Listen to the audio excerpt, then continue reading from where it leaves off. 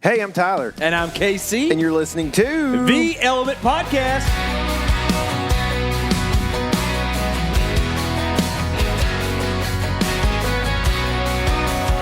What's happening, all my Woods people? We're back with another episode of the Element Podcast. It's a Q&A episode where all you fellers out there have a chance to ask questions. And I know that you are fellers because despite common beliefs, YouTube does give us analytics, and 100% are male viewers. So we do know that at least. Here's the deal. This is an inside joke free episode of the Element Podcast. Okay, no more. You didn't tell me this before we got started. It's happening. No inside jokes. Dang. So if we hear one, you ding us. We've got Eric Gentry here. Ding. He's doing some dinging. And he's going to be the disc jockey or the MC, and he's going to be spinning questions at me and KC, and we're going to be answering them. These are all questions that come from Instagram. We have had quite a bit that has been submitted, and we have gone through and picked a bunch of them to put on here that spans different subjects. So pretty excited to do this. We've got a couple things that I want to talk about real quick. KC and Greg have done some turkey hunting. They've been successful. There's going to be a video coming out soon. We got another video that I think all you archery nerds will be really excited about as well. So a couple things that are coming down the pipe there. And then we're probably going to be putting some pig videos together too as well pretty soon. Buck truck stuff comes out really soon. We'll talk about all this at the end again just to remind you. But we appreciate you being here and listening. And with that, I think, is there anything else you want to hit before we do Yeah, this? sounds good. Eric, what do you have for us? We have a little over 50 questions, so get ready. Wow. Wow. At what tempo should we answer these? At your own tempo. Let's Just make it go, quick. Eric. All right. Should we put the timer on this thing or just make go quick. for it? Well, how do y'all feel? It's my first I question. mean, we can do some in How do 10 y'all 15 feel seconds. about the pitch clock? Eric, these questions are for us, but the first question's for you. Yep. All right. I like it. You like it? Yeah. Good. Yeah. It makes the game. So what I've heard, and this is pretty much a good explanation, it pretty much takes the game and cuts all the fat out of the game. So no What more if my favorite part's the fat? Then Mario Cabrera Escobar guys. No more Big Papa. No Poppy. more Prince Fielders. Prince Fielders. They're gone. Yeah. I guess. Wow. No, but Cecil it takes Fielders. every time a batter steps out and adjusts his gloves, takes 3 extra swings, it takes all that out.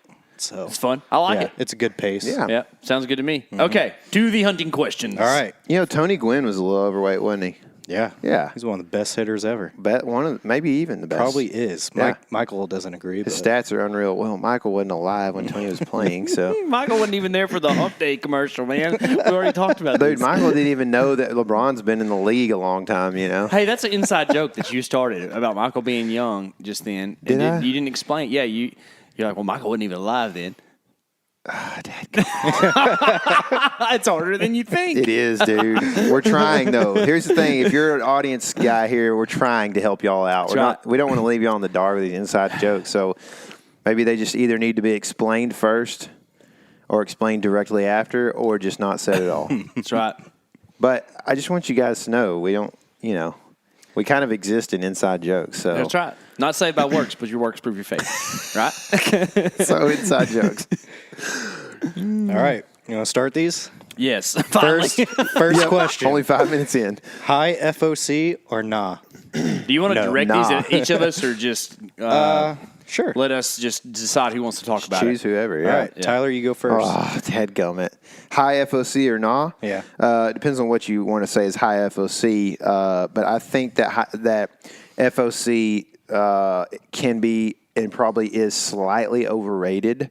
But I do think that FOC, higher FOC numbers are typically better. It's like everything, man. It's literally like everything. You can't, if you go too far to the right, then you're in the ditch. If you go too far on the left, you're in the ditch. You know what I mean? got to get down the road on That's this a very thing. Midwestern statement of you there. I think it's a Canada statement, actually. Inside joke. No, Yeah, you started it. that was not. That's not an inside joke. Okay, Michael's fist pumping. He's from the steel belt. That's it. I say no to high FOC, but I want a higher FOC. And pretty much where Tyler is, and I'll just explain it a little different than he did. But like, if you go, This is a with southern explanation. yeah, well, Okay. if you go with the goal of a high FOC, you're liable to end up with a funky arrow that's hard to build. But if you just go with the goal of having a arrow that's going to kill deer, then you'll end up with a pretty decent FOC. Yeah. Good call. What is FOC? Front of center. So it's kind of, it sounds simplistic, but it's a little bit harder to figure out. You pretty much find the center point on an arrow, and then you put your finger there, and it's going to dip on the front, like where the point is. That's the side that's going to dip when you try to balance it, okay? So there's like this ratio of percentage towards the front of the arrow where the balance point is, and that's what FOC is. And It's a percentage, right? yeah, it's a percentage of from distance from the middle, pretty much, is front of center. All right, KC, light or heavy arrow? I'm going to side on the heavier side of things. And that's a relative statement, right? Because who knows what light and heavy is. But I like to say let's not do what I like to say. I think that the modern conception is anything like 470, 480 and up is on the heavier side for most dudes.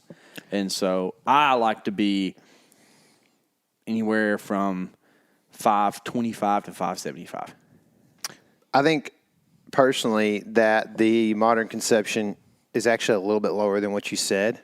What do you mean? I feel like over 450 might Okay. be more of the mark, which is, I mean, we're talking about a few grains, but like, I feel like that's kind of like, there's guys that I know that shoot 460 grain arrows that think they're pretty heavy.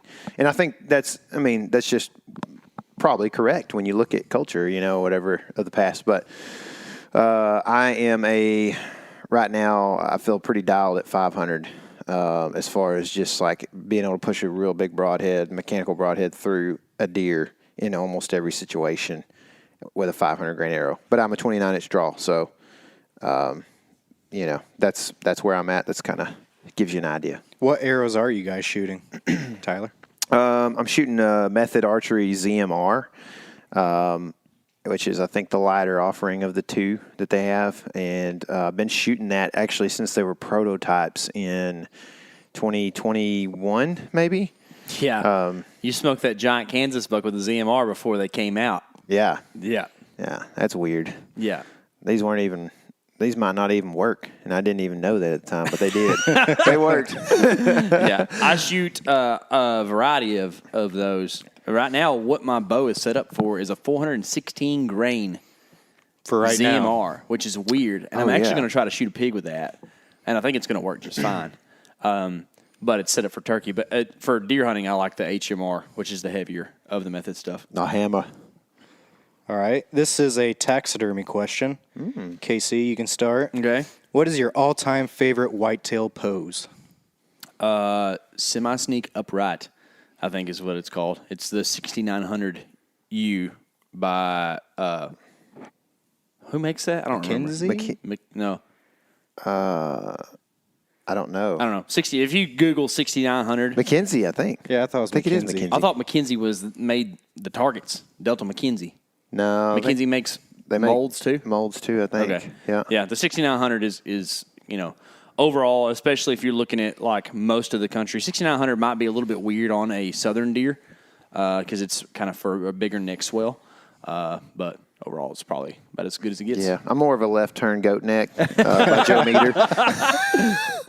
I actually would agree with you that 6900 pose is hard to beat. I got a few of them for sure. I see a couple in here. And the big Kansas buck you were talking about is actually I'm not sure if he is a 6900, but he's a wall pedestal, which looks really cool too. Mm-hmm. So on a really special deer, wall pedestal can be cool, and it can also be really not cool. We won't tell a story about that. Here's Inside joke. Here's a pretty exciting question. When does Buck Truck get released? PEQ, baby. Ooh, I believe this is a little tentative, but it's getting real close. May 2nd is when Buck Truck starts. And then for the next essentially 2 months on the Meat Eater channel, you will have a new Buck Truck episode every week, which is pretty exciting. Come on now. It's Let like us- deer season outside of deer season. You know what I mean? May 2nd. Is that a Tuesday? I don't know. Is it? Seems like it. Tuesday? Michael. Michael. Michael J. From the back. Michael J. All right, That's an KC. inside joke? Damn it.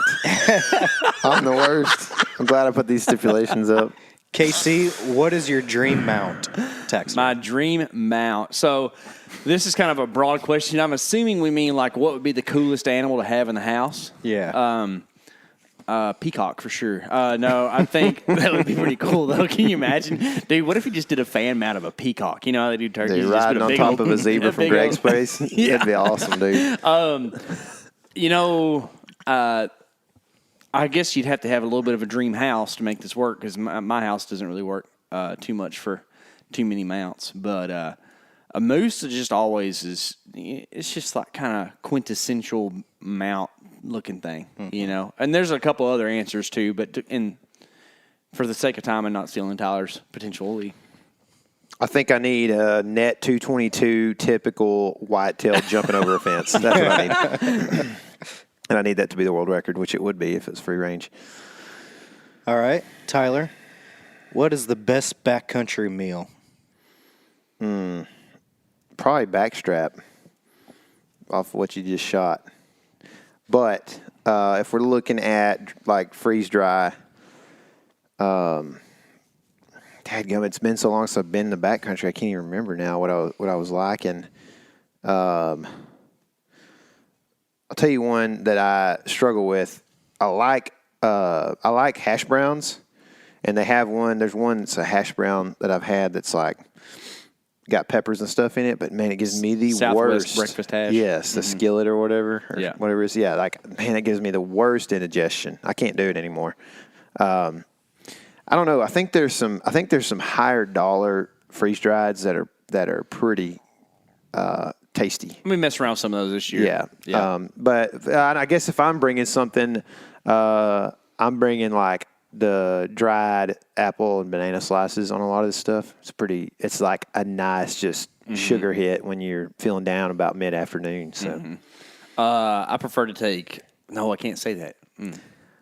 you're so focused on this inside joke know, thing that you can't even be a part of this podcast. In 2017, Tyler and I went to the backcountry on a fly fishing trip, and I carried a big jug of It took peanut butter to the bottom. it and took didn't eat one any wind of it. shift. River light. They're the best. Yeah, Inside jokes, We y'all. love breaking the rules. Since you kind of went a little bit compound with that, traditionally biscuits and gravy in that freeze dry. What's the name of that brand? House. Mountain House was good, and they kind of changed the recipe some, and it's not as good anymore. Yeah. I haven't eaten a Mountain House in a few years, and I'm okay with that. And going forward, I'd like to not have to have too much of that just gut killer food, But like if you're going to go with that type of stuff, because your answer with fresh killed meat's great. The old Wisconsin beef sticks. Oh, yeah. They're real good. You turn me on to those. And then you make some mac and cheese and throw some pieces of that in there. And it's a pretty good, tasty little thing. Yeah, real quick, so we're not staying on here too long, though. One thing I would mention is that if you bring too much of one thing on a long trip backcountry, you won't like it ever again. I mean, most of the time. So, like, if you want Snickers in the backcountry, just bring enough for like one a day. Tyler you know what I mean? won't even eat trail mix anymore, guys. I'm telling you, it's disgusting. And I love it still.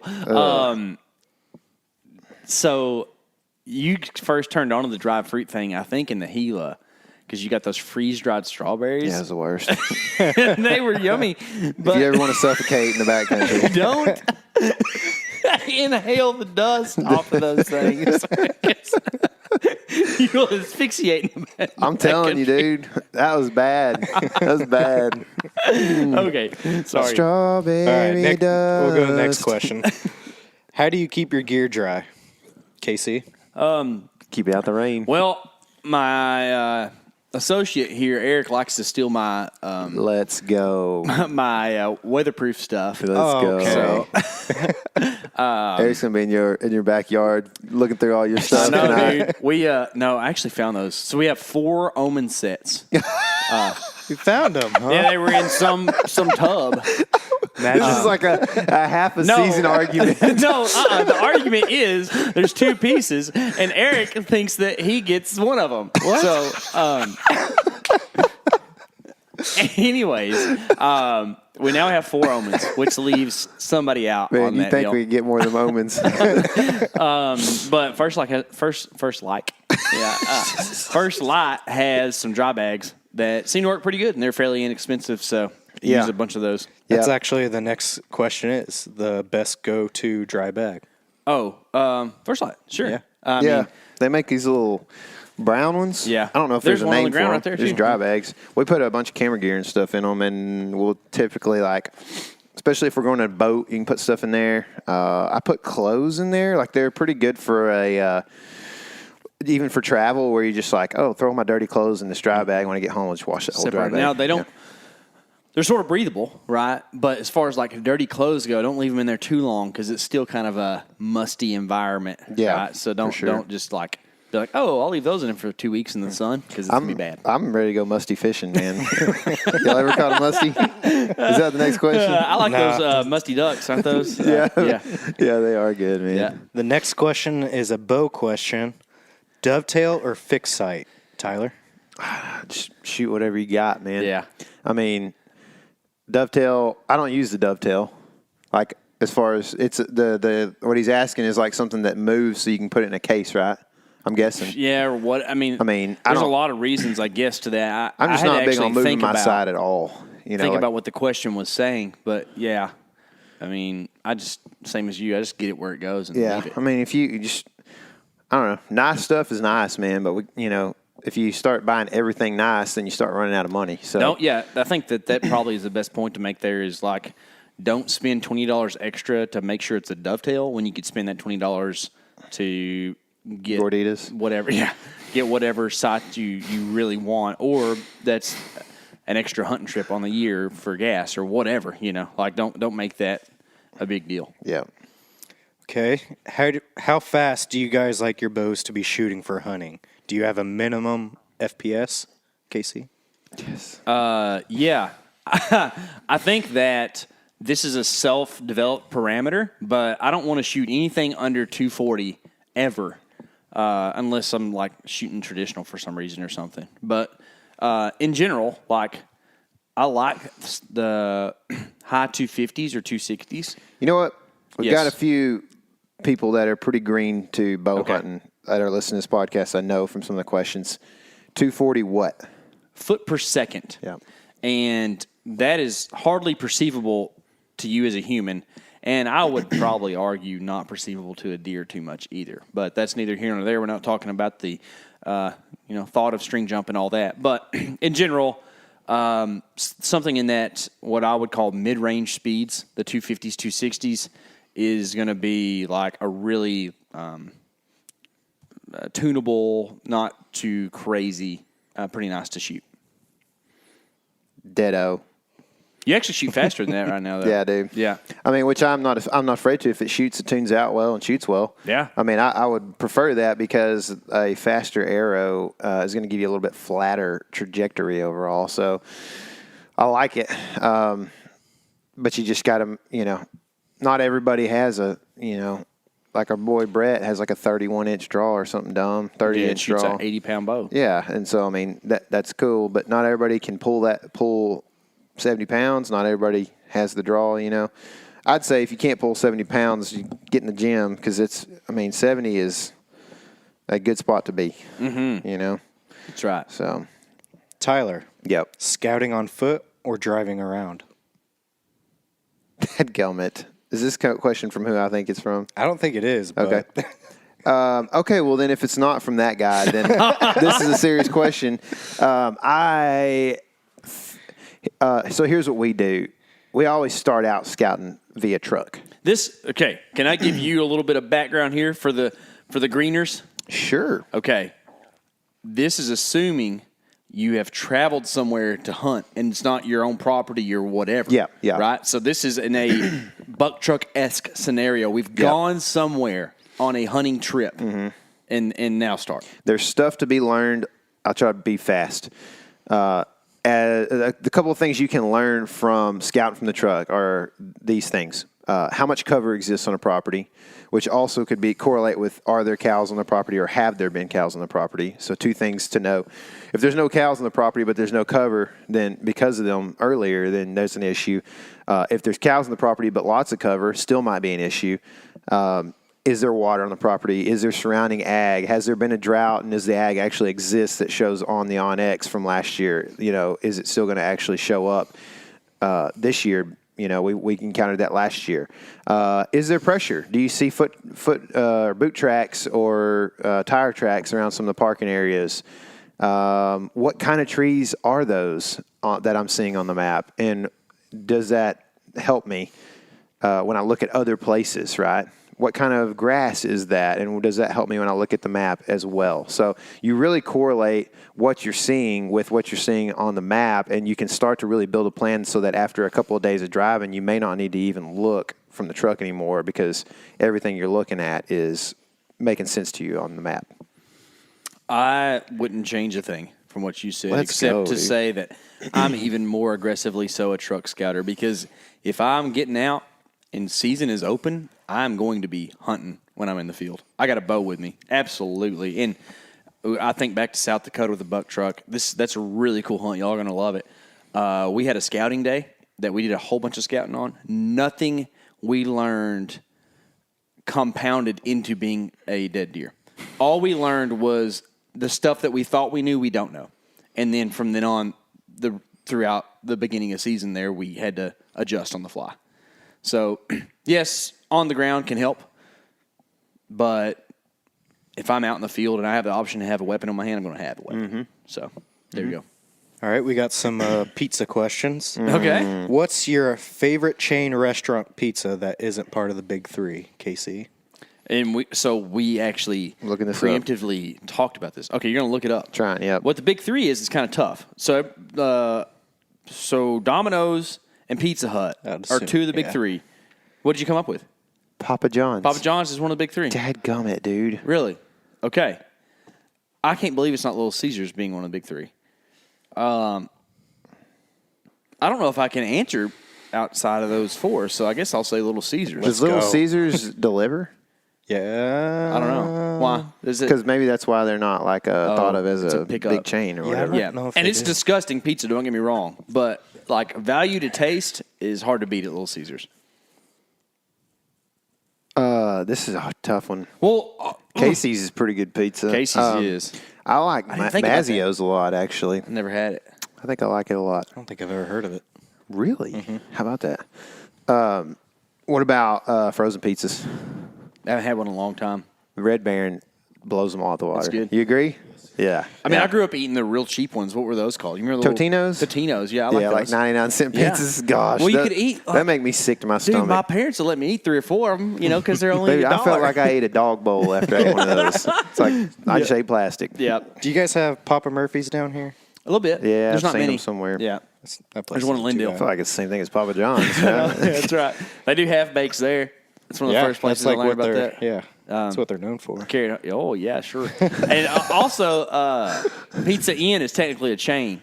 Yeah. So I would say, I love Pizza Inn because I worked there. But you know what for sure doesn't make the list for me? I've decided I'm a CC's hater. Okay. I despise CC's. CC's. I kind of, CC's and Little Caesars are the same in my mind. Really? Yeah. Dude, Little Caesars way better pizza. I probably haven't eaten either one since I was about 15. Yep. I can't remember the last time I ate either one of those. Well, I would never choose either one of those. Youth group working, you end up at CC's from time to time. We got a Pizza Hut here. No, when you're out and about. Oh. Like Greenville or something like that.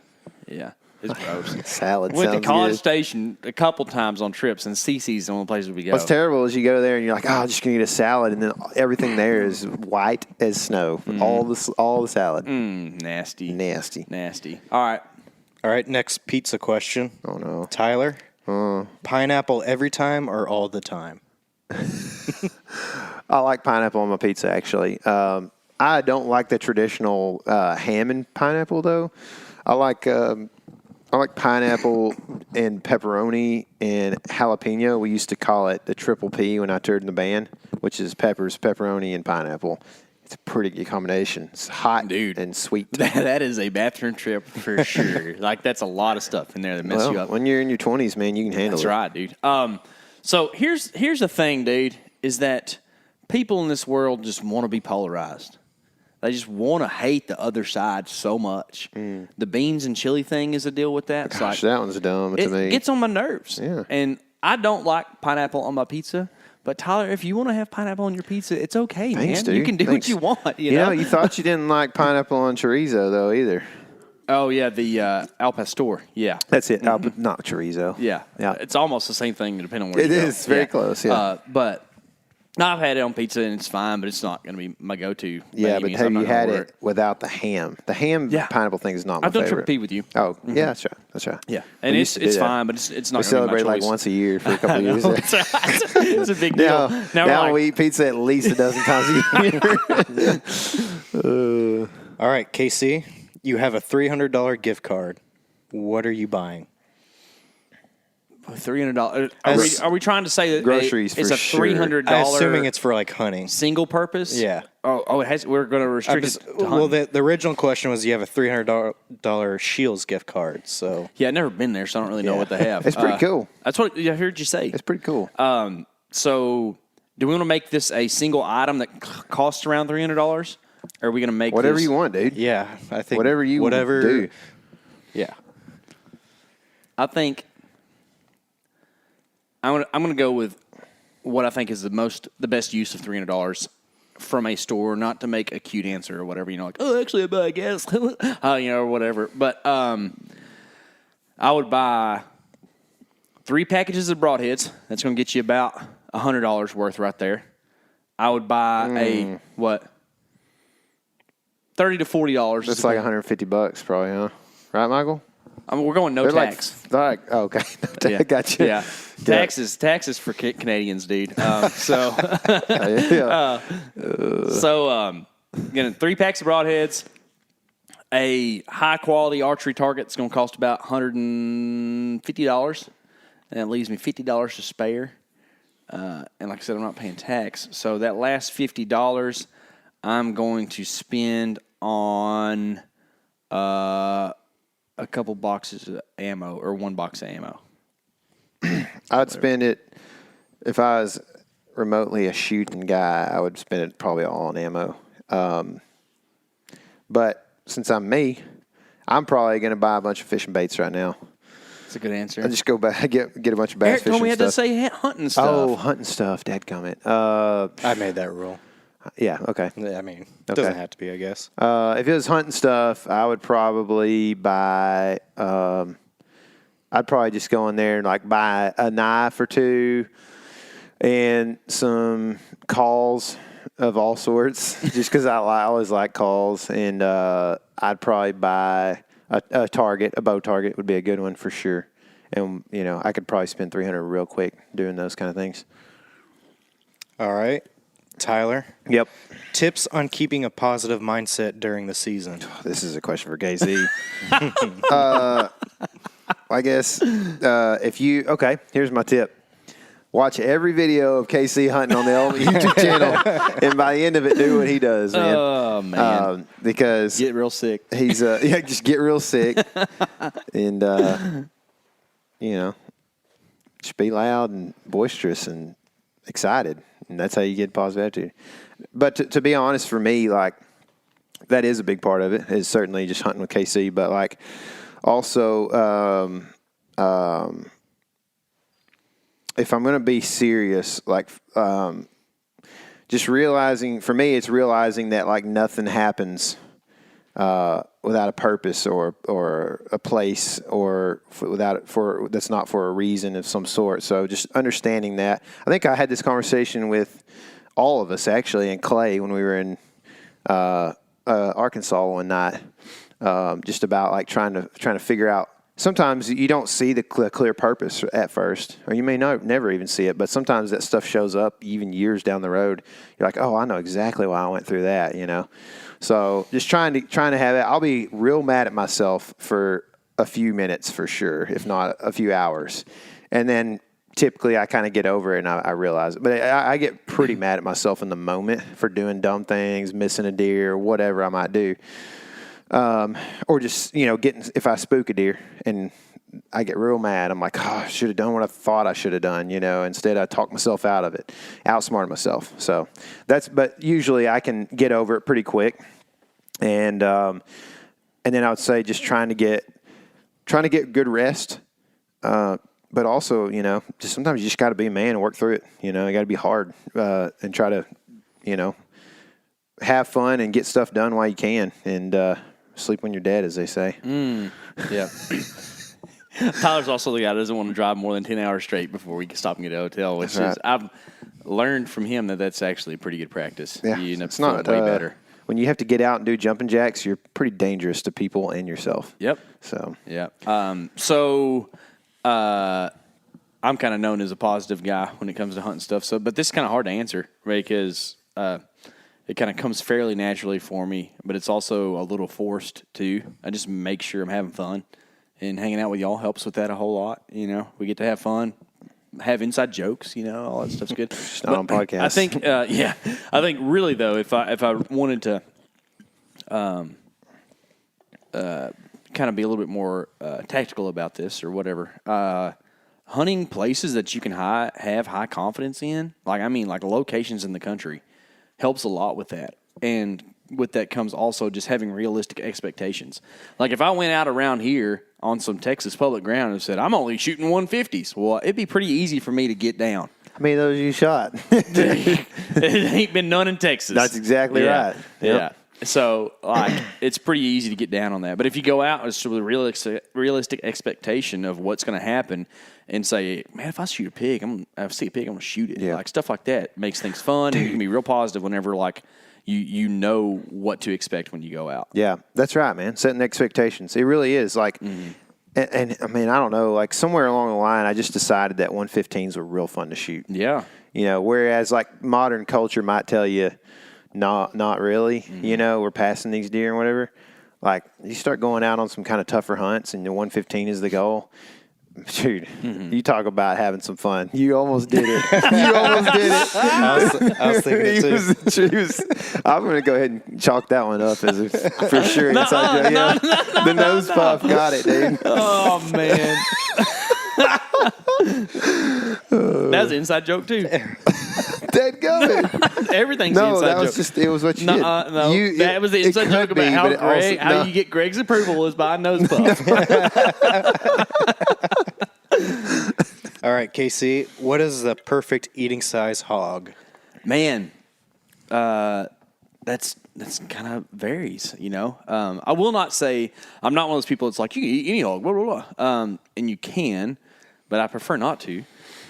I kind of think that 150-pound sow is like primo. And I mean a healthy one, not a skinny pig. I would much prefer to eat any hog that's in good body condition than a skinny one. That matters more to me. But there's this thing of like, oh, man, those 40-pounders, that's a eater. Well, sort of. But when you go to taking the meat off a 40-pounder, you end up with 12, 13, 15 pounds of meat. That's not very much food, honestly. So, I kind of like shooting a bigger hog that's in good shape. I think that's an ideal eater for me. I'm on par with that, man. Mm-hmm. Big sows that are fat, like February sows around here, man. Hard to beat. Yes, sir. Okay, Tyler, do you shoot from further to make close shots easier? Is this an archery question, you think? Yes. Okay. I'd say probably, yeah. Tyler had to clarify because he's also the reigning champion of the meteor long distance shoot. So he didn't know if you were asking him for advice for that. That's right. That's right. Yeah, I had to figure it out. These days, you never know. Start hanging around a bunch of gun hunters. Gunthers. No, that's because you did it. No, you did it earlier. That's No. I think I do practice at longer range probably to make those easier. But I still don't think shooting at a deer at any range is always just easy because you shoot long distance. Because there's just so many factors that, like, the deer's temperament is a huge factor in this. And we just watched a video this morning of me shooting at a deer in Arkansas that I missed clean, that I thought for sure was going to come out of his skin when the bow went off. Didn't even move before the arrow got there at all. And so I think, that's the main thing, is like learning how to kind of judge the deer's temperament before you shoot at it. And also shot angles are a big deal. So I know this is a little deeper than probably was intended, but I do shoot longer distance most of the time. Like I walked out, right now my target's sitting at 60 about from my tailgate. So when I walk out there and shoot a couple shots in the morning, it's 60 yarders usually. But I haven't been practicing the 20s as much. I usually, when I'm really wanting to dial and make sure that I'm dialed, I'm shooting 20 yarders in the yard. And then outside of that, I am shooting longer. This is something Ted Nugent talks about, but the mystical flight of the arrow is a fun thing to watch, and you get to watch it for a long time at 60 or 70 yards. Yep. I 100% am on par with the shooting far to be better close, but I have a caveat. I have noticed that since I do so much long-distance shooting with my bow, target practice-wise at least, I take the close shots kind of a little more relaxed in a bad way. And I can end up getting sloppy at 20, but you stretch it out to 45, and I'm driving tacks. So I think that there is a level of don't forget to practice the short stuff and make sure that you're focusing on it. Now that you're shooting a 416 grain arrow, are you going to be shooting like 150 in the yard? I hadn't tried it, but I might. Should. I might do that it. way you just get relaxed on the 90-yard shots. Yeah. You're like, I really got to focus. How many arrows do you shoot during one practice session, Casey? Man, I don't know. It's been a long time since I've just shot by myself for practice with a, no time limit type thing, Like, a lot of times if I'm practicing, I'm like, hey, I got 5 minutes right here. Let me shoot 10 arrows, and, then I'm going to go do the other thing I need to do.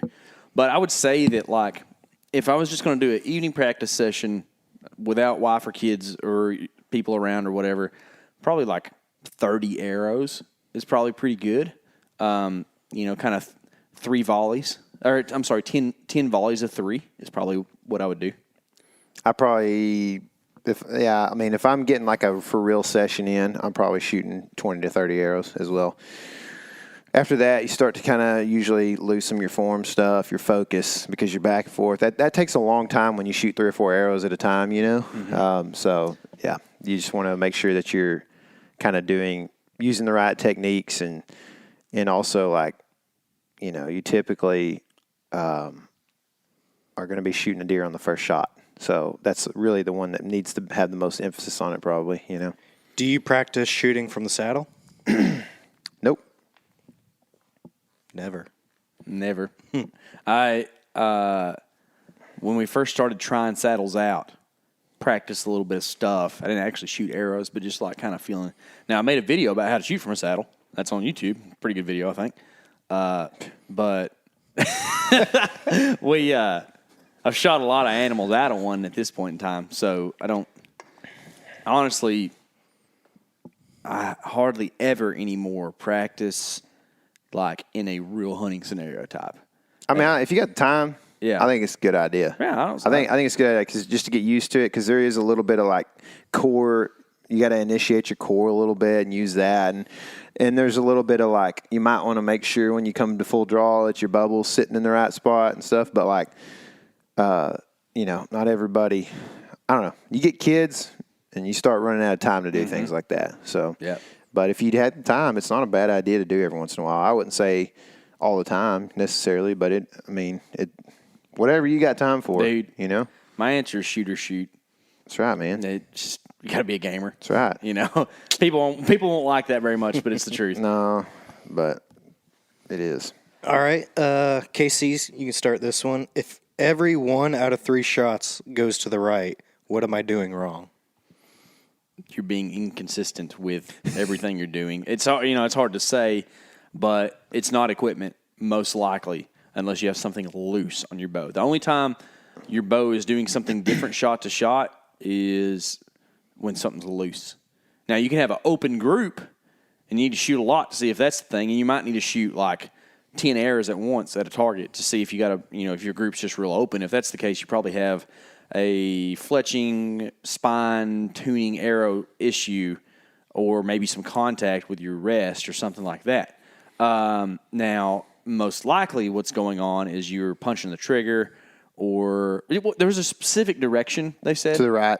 Yeah, well, assuming this is wrong. a right-handed shooter, right? So that's kind of the hard thing. And what distance it is matters, yada, yada. I would say, since there's so many variables here, it's on you as a shooter doing something wrong, and it's likely to be in your anchor or your release or your follow-through. Or maybe torque on your bow hand that doesn't show up in every shot. Yeah.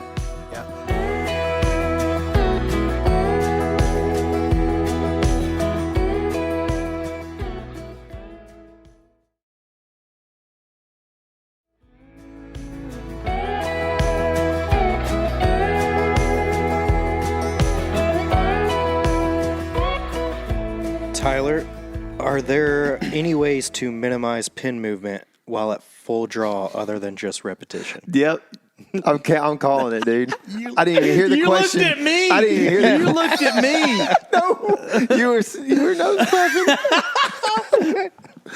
Go ahead. Say that question again. I didn't hear it all. That's how I know it was your fault, because I knew exactly what he asked. But you were distracted by the H in Tyler. You could see all the things at one time. Oh, dadgummit. The question is, what are ways to minimize pin movement? And who was that directed to? Me. No. Oh. What's his name? I said Tyler first. Yeah. KC would say, how many H's are in that word, Tyler? Yeah. How to minimize pin movement. Okay, here's a couple of thoughts. I usually get up. I shoot in the mornings a lot, and if I do that, I've got caffeine really just raging sometimes, and that's not a good way to keep your pins from moving around. But maybe it does simulate the adrenaline rush that you get with an animal, so it's kind of part of the deal. But for me, like once I know my bow is shooting well, then for several weeks I typically don't worry too much about like if I'm shooting a bad group, I pretty much know it's me. You know what I mean? So for a while at least, until I feel like maybe it's getting out of tune or something. So as far as like the pin movement, I mean, you're going to have a little bit of float, I think, overall. Some of the things that you can do, I think, I'm not probably the best guy to teach this. But there are other guys that can teach you things that maybe, I don't know, how to pull into your back wall correctly, or, also like maybe where the riser touches your hand or whatever, pretty much, where the grip is actually coming across your palm and certain things like that. Those are questions that, like, to be honest, like a John Dudley or somebody probably has video on, that's probably way more better able to answer those questions. We have a friend, Rod White, who's a really good shooter as well. We should get him on to talk about some of those things too. So these are questions that are good that we can try to remember and maybe have on guys in the future that can answer those. So there's this moderately mythological thing called target panic that people have a hard time with sometimes. I personally, y'all love it when I make like these outlandish comments, right? But I think that a lot of people's target panic has a lot to do with people shooting bows that don't fit them the right way. Because that's how the old triacs I used to shoot, I had these signs of target panic, and then as soon as I switched bows to something different, I mean, went away completely. And I think it was because peep height, I think, was an issue with me with that bow, which puts your tee all out of what? Is that a rock of some sort? Peep height? Yeah. Peep height? Yeah. Is that like a sort of mineral? I think that's where they put the Easter candies. Where at on the shelf is the peep height. Peep height, I guess. Yeah. So all that to say is, like, go to a shop and make sure your fitment on your bow is correct and make sure you're building a good base. Then if you have issues just as a shooter with, keeping your pins from moving too much, one of the things that used to help me some is to not worry about the pins moving and just shoot. And sooner or later you realize, like, man, if pin moves around and arrow still ends up hitting the same place. It's almost kind of weird how it works. Yeah, I would say make sure everything's fitting right on your bow, and then from there just practice. And here's another thought I had. Will it go when you ask this question? I've done a lot of weightlifting in my life, and there was a point in time whenever I would put 225 pounds on a bar and bench press that, and that was very difficult for me, and I'd be very shaky, on the descent and ascent of the bar. And then I got very strong, and that was no longer a problem, and I could just do that very fluidly. And I think that bows are a lot like that. If you're shooting 70 pounds and you're barely shooting it, and whatever your holding weight is and isn't very comfortable for you, good chance you're going to be shaky. Yeah. So it kind of goes back to the work out a lot, or not a lot, but work out enough to where you're very comfortable with what you're shooting, and then the shake will go down. Can I say something real quick? Yeah. I've also done, like, if you don't have time to weightlift, which I definitely have time, I just didn't. But, you could sit in your house with your bow and just practice holding your bow just with your, I'm trying to think of what this arm would be called. Like, That's your right hand. Yeah, my right hand. Your holding arm? Yeah, your holding arm. Do you have to hold it with the right hand, though? Whatever hand you hold your Your bow riser with. hand. Your riser hand. Yeah. You just hold it there for 10 to 20 seconds, and you'll start to feel your arm get tired, but just practice holding it up, and, like, maybe you do a couple 10 reps of lifting it up and down, but you can actually feel it in your shoulder when you do these just mini workouts. That's a good point. And one of the things I would advise on that, though, is you got to watch out for the death grip when you're doing that, because whenever you're actually drawing your bow, you have that resistance that holds your bow in your hand, whereas if it's just up here like this, a lot of times you're gripping it more because you have more force. I shouldn't say more force. You have a heavier force downward than you do backward. With that, what? Never mind. So, also, we didn't think about this too much, but we just assumed that this was a archery thing and not as much of a buck fever type thing. So, let's throw a little something in there of, like, hunt some animals and shoot some stuff. If it's more that if you're saying you shake when there's deer around or whatever, which I understand completely. Tyler's about to shoot a bird. I mean, he's got a bug assault gun over here. Anyways, find you some targets and do some shooting, like live targets. What are the chances we're halfway done on this thing? I think we are. Pretty close? Yep. Good, man. We should definitely pick up the pace. It's hard, man. It is. All right, next question. KC, if traveling to public to hunt for just one day because of work, what's your prep for turkeys? Man, I just have zero experience with this particular scenario. I have a little bit of that with deer. Prep is if it's a place you've been to before. I guess I don't know how you prep for one day unless you just have. Here's my answer. Make sure everything is in order with your gear. That way, if you only have one day to hunt, you don't have any questions about where's this, where's that, and you don't waste any time outside of your hunting. Is it public land? Yeah. Mm-hmm. I'd say find a creek system that's like a mile or more back and think that's where they're probably roosting and go to it. Try to listen in the morning. Get up early. Speaking of public land, how do you find public land in Texas if you're new to hunting, Tyler? Well, OnX is a good place to start. OnX hunt. Yeah. Look for the greens. Greg said, "Will it go?" Sam Houston National Forest, a real big place. You can go there. That's true, man. There's a bunch of. I mean, Yeah. that really, honestly, down in that area, there's quite a bit of public land down in there. But it's all over. It's all over the place. There's stuff that's hard to know that's accessible, and some that's a lot of it that's not accessible. So you just gotta, call the land authority over whatever land that is and ask them. The king, as KC says. That's right. All right. Inside joke. I'm the worst. Am I the worst? I don't think I am normally. I think you're just focused on it, dude. All right. Yeah, same answer. So I don't have anything to add. Okay. You'll be a good one to answer this next one. Good. I'm an average guy that wants to set up a buck truck. Because I'm an average guy. I'm an average guy that wants to set up a buck truck. What are the must/creature comforts? All right. Average meaning average income, probably. Yeah. That's what I'm guessing. Okay.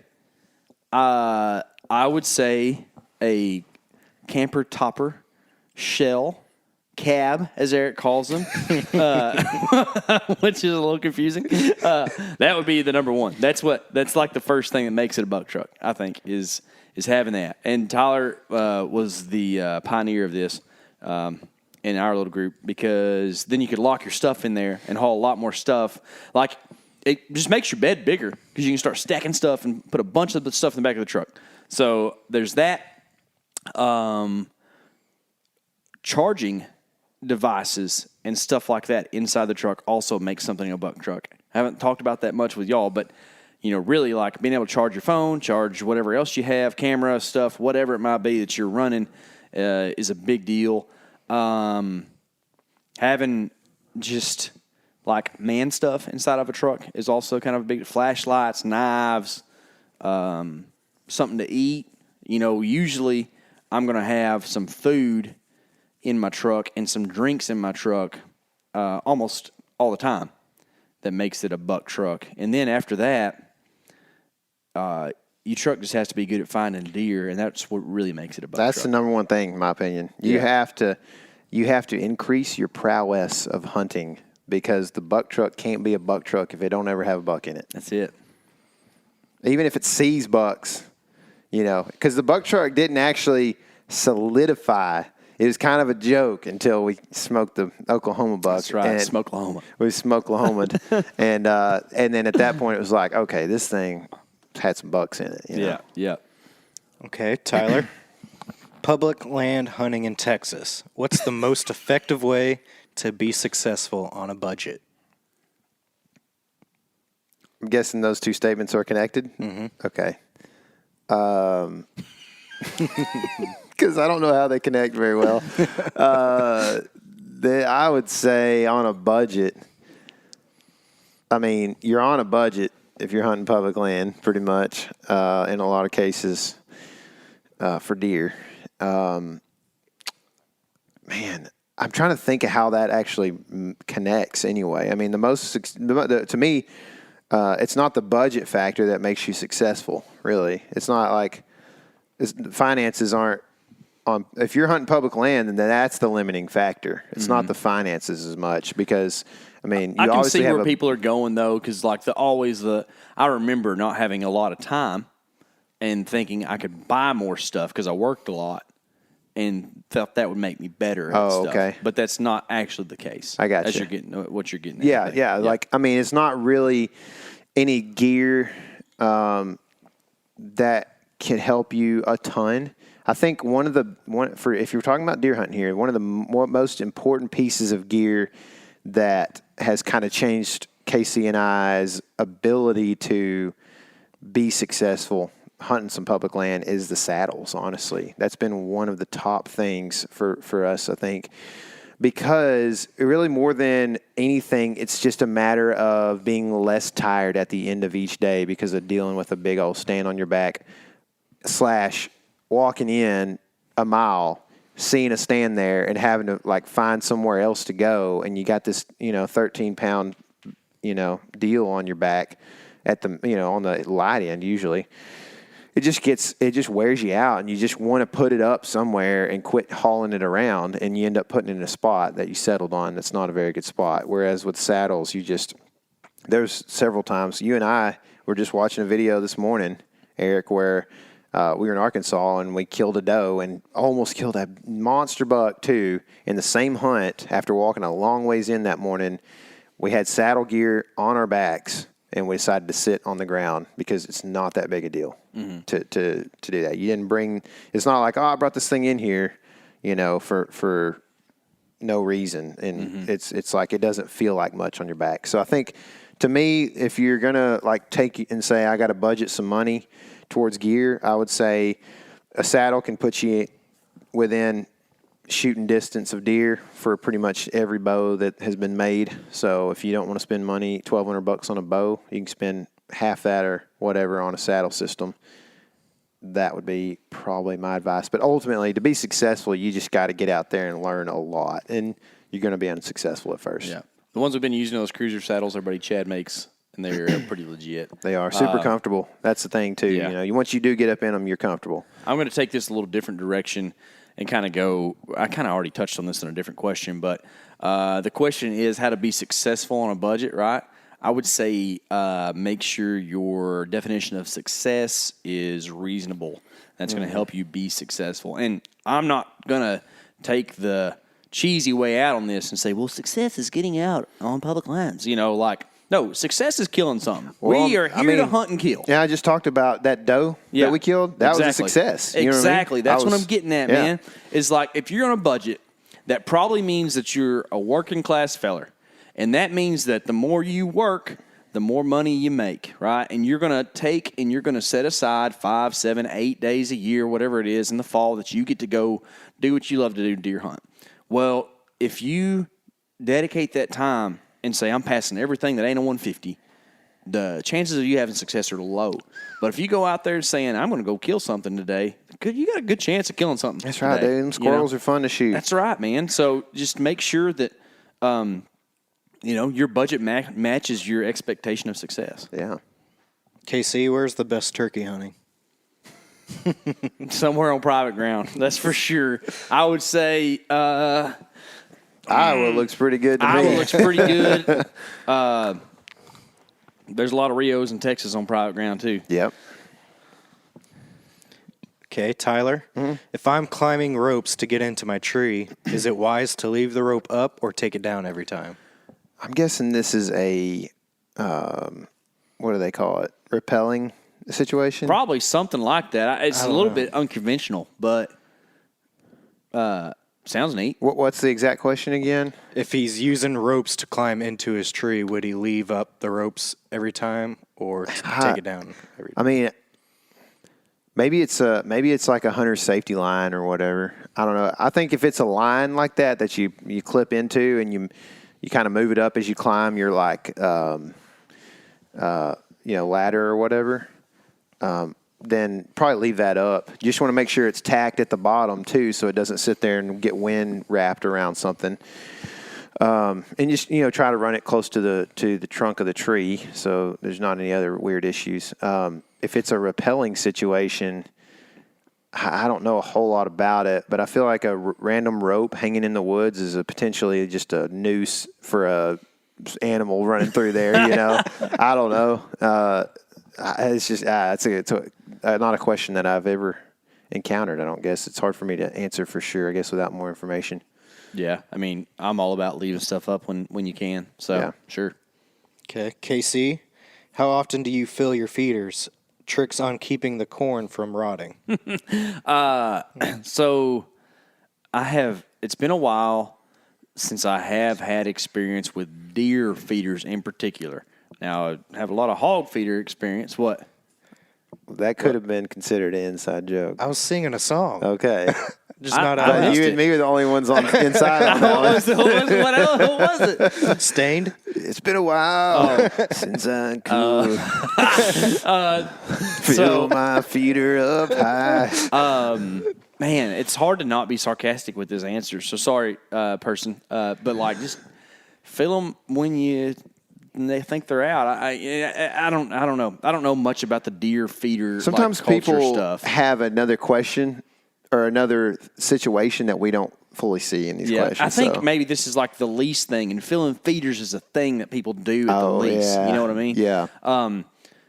What's really neat, and it works unless the coons are after them real hard, is that we've got some feeders that you put in how many pounds of corn you got and how many seconds they run, and it tells you how many days of corn you got in there. Yeah. It's kind of handy. Yeah. It usually holds like 40 days of corn, which I think we actually do need to go put some corn in feeders this week. The tip for not rotting, I think I can answer, though. The funnel thing in the bottom of the feeder is real helpful for that. So like that, it's like an insert, right? And it takes like the feeder capacity down like 10 pounds of corn, but big deal, just throw it on the ground. That helps a lot. And then just having a really good ring on top that closes it all up. Yeah, it's got to be sealed from the top. Yep. And not have holes in your deer feeder and stuff. Anything else, Tyler? Where do you guys place your deer feeders? Field edges or in the woods, Tyler? It's very situational. So as I learned a long time ago doing this podcast thing, I like it when people don't just say that and they actually give some situations. And so I'm going to do that. For me,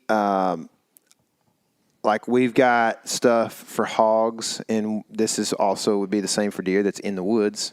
And deer are just going to feel more comfortable doing that. A field edge is a great place for a rifle hunter to see the deer come out. So if you got kids or whatever, or you're not bow hunting, then field edge works. I have one that is on a field edge right now that I just have there so that we can get some footage of pigs if they come out. It's really close to the edge of the woods. But otherwise, we would have to like sit a tree stand instead of just, there's pigs back there, let's go shoot them or whatever. So it just kind of depends. But I will say this. Deer typically feel more comfortable in the woods during daylight hours. So if you want to see them in daylight, being in the woods with a feeder would be a good place to be. And then another thing to consider with your feeders, just an extra little tip here, is don't make the deer feel like they're boxed in when they go into a feeder. Like brush and stuff like that, you can't have, you don't want brush to be all on all sides of it. In fact, if you can get it away from like thicker brush for the most part, that way when they come in, they don't feel boxed in. They feel like they can see because they're just super aware in those situations. My experience of late with this is just pretty much at my property. It's not even with a feeder, but it's at like a place I put corn. And I put it kind of in an old growth field situation where there's a lot of cover around, but not big trees or whatever. And feeders get weird because of wind direction stuff. So I kind of like to have the feeding spot a little bit away from where you're going to do your killing.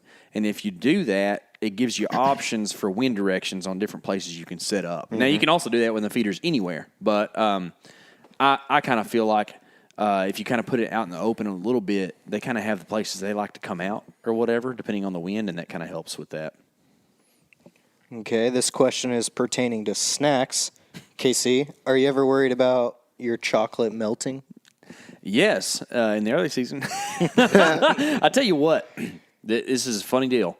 I do like a snacky snack in my pack, particularly a Snickers bar is pretty nice. Look, a little, Tyler, there's a specific size. Fun size, is that the ones that are, you've talked about this, I think. I think fun size is the Fun size is a good one.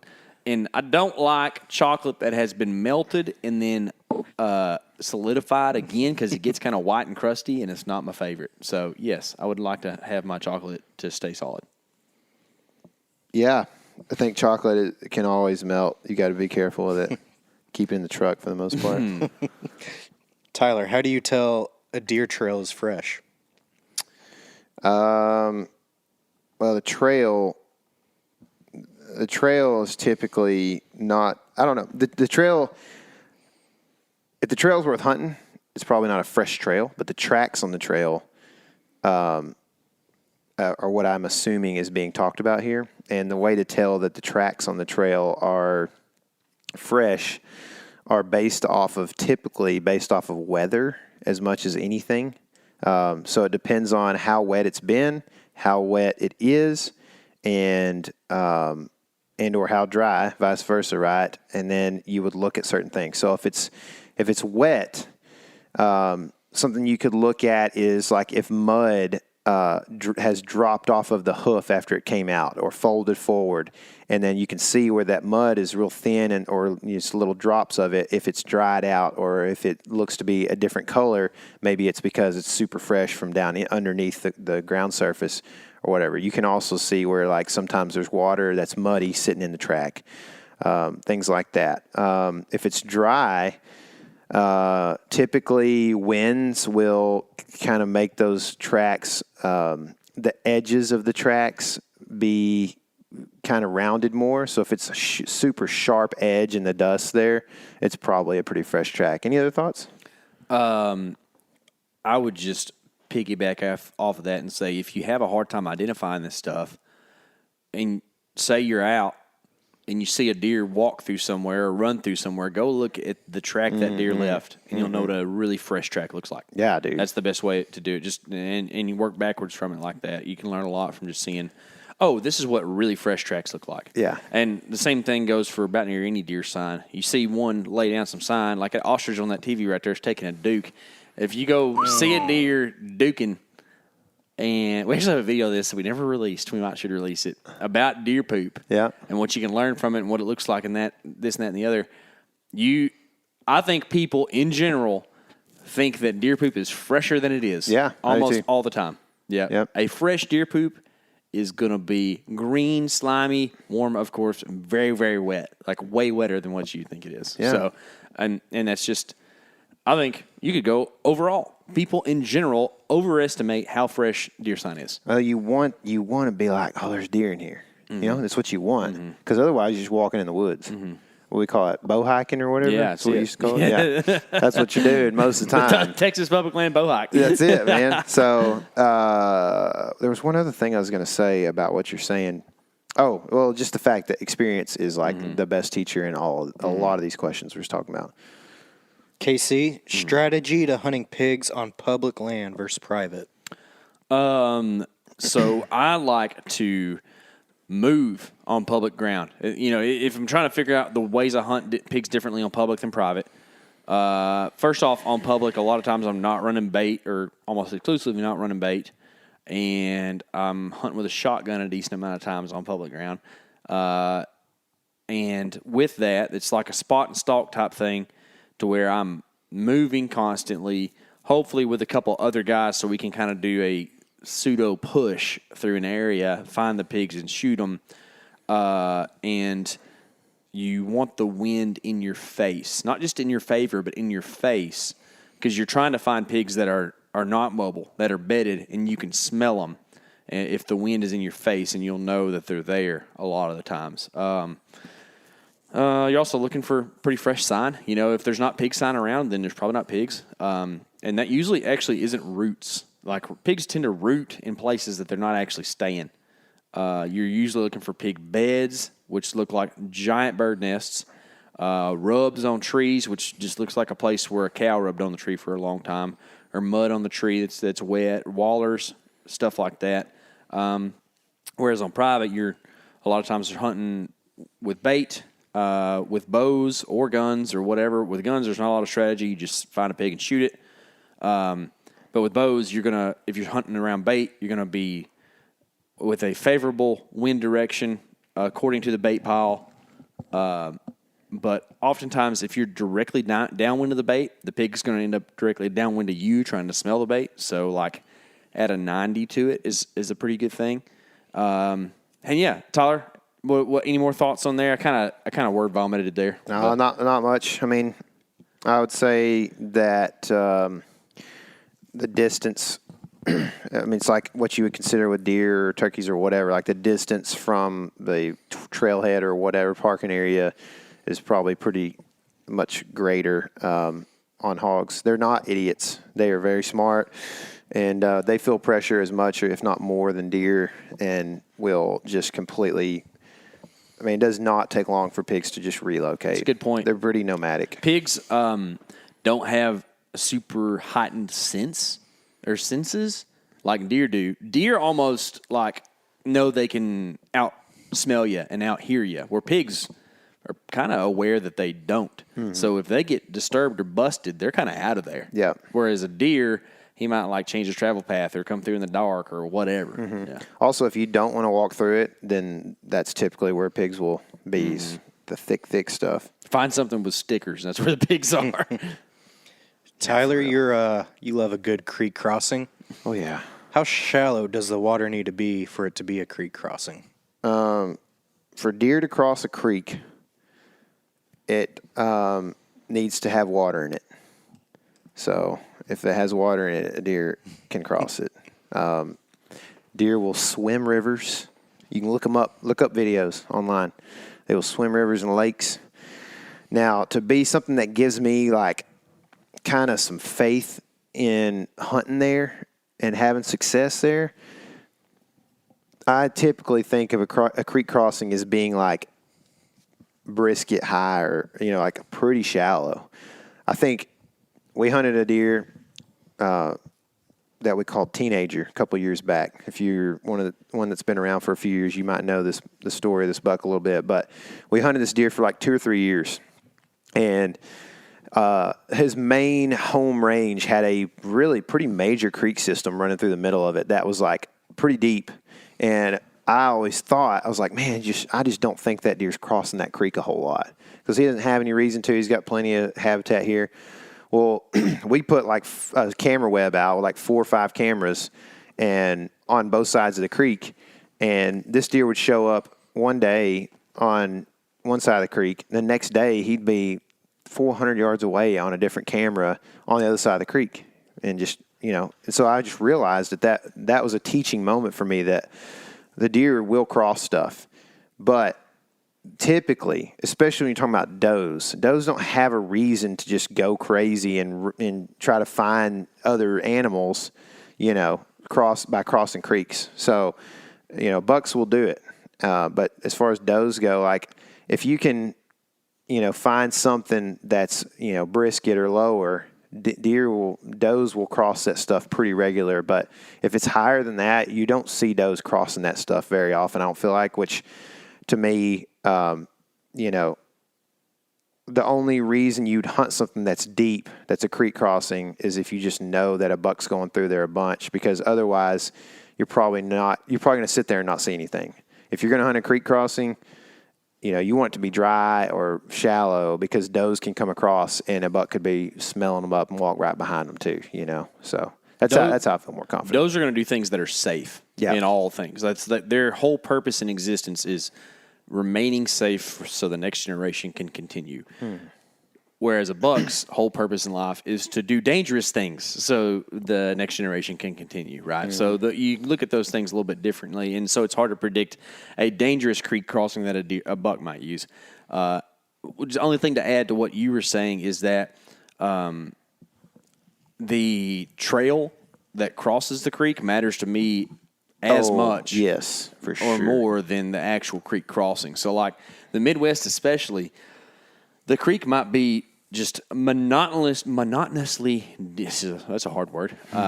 Might be monotonous in depth for a long path or long flow area, right? But there's these worn down spots on the bank that the deer habitually use that spot to cross. So that's what I'm thinking about more than I am like, oh, it's a little shallower right there. Yeah, and then you take that, like we talk about a lot, you pair that with what's going on or what in the area. Look at you. You want to make sure you give yourself, like, it's, to me, if I want to feel real confident hunting creek crossing, it's not just the fact that it is a creek crossing. It's not just the fact that it's worn down, but it's the fact that maybe those two things plus the fact that, hey, there's still, or there's fresh cut corn on the other side of the creek. And there's a bunch of thick stuff back over here.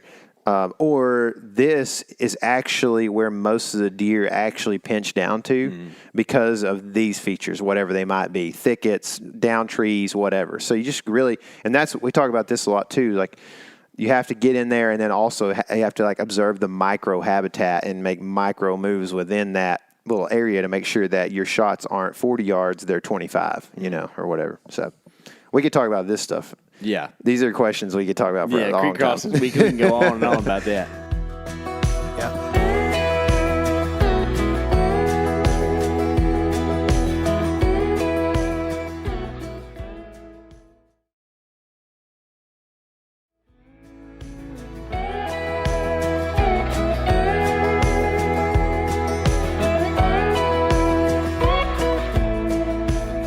KC, what's the best boots? The best boots. Man, that's hard to say. You know, I wore Ariats a lot through my life. Saw Tyler has a pair of Anderson Beans in there. Do I? Yeah. I don't even know. But I'm assuming we're talking about hunting boots here. That's hard to say because it changes depending on where you're going. But, you know, in general, if you had to just, and you could only buy one pair of boots for the next 10 years, those Alpha Burley Pro uninsulateds are pretty hard to beat. Just a rubber boot, knee-high rubber boot that's not insulated is pretty good, I think. I like the, I think it's the Alpha Agility, non-insulated. That's kind of a brown color. Yeah. I like those a lot. Not as durable, I've found out, but that's because it's got a lot of neoprene on it as opposed to rubber. Yeah. But they're way lighter. They're and just nice, easy to walk in and stuff. So I like those boots a lot too. I'd probably choose that for a hunting boot as well, I think. How do I get started fishing, Tyler? Cast a line. I mean, I would say this. Here's a couple things to think about that I see common mistakes. You need you a rod and a reel. And you can buy a combo for real cheap from Bass Pro or wherever. I mean, stuff's not hard to come by. Academy, Walmart. You need, if you just want to start fishing, you can start fishing ponds or, you know, whatever you want to call them, that little stock tanks or whatever that might have bass in them that are not super picky, not public. And I would use, depending on water clarity, and this is where things can get confusing, but I would start with, like, if you're fishing farm ponds, I'd start with like 6 or 8 pound test. I think people a lot of times go and put some 20 or 30 pound big game, you know, fishing line on a catfish rod and try to go catch trout in the stock ponds with them, and they don't catch nothing, you know. So I think just making sure, like, you might just break a few fish off before you actually realize you need to go up in the pound test rather than go the other way and just think, oh, well, I'm not catching any fish, I don't know what I'm doing. I think typically if you want to catch bass, 8 pound test until you get, to the Lake Fork or whatever.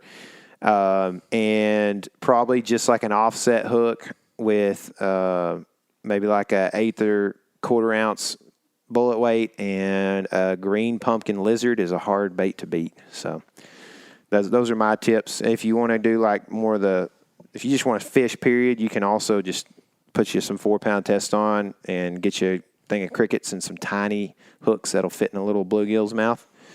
Go to town, man. Yep. Split shot. I think fishing's a lot like hunting. Like, success makes it a lot more fun. So don't get caught up in style points. Don't think you got to use a open face reel or anything in particular. Get something that's going to work. A Zebco 303 or Zebco 33 is pretty hard to beat, man. Mm-hmm. And I caught a ton of fish on those in my lifetime. And minnows, man. Put your minnow on and free float that thing out Mennonites. there. Yeah. Is that what That's you're short saying? for Mennonite. Yep. All right. Mennonite. Get out of here, Eric. Yeah, use live bait, man. Catch some fish. He may put a H in Tyler, but you put a A in Menace. That's right. Why do you choose to use a deer cart over quartering in the field, Casey?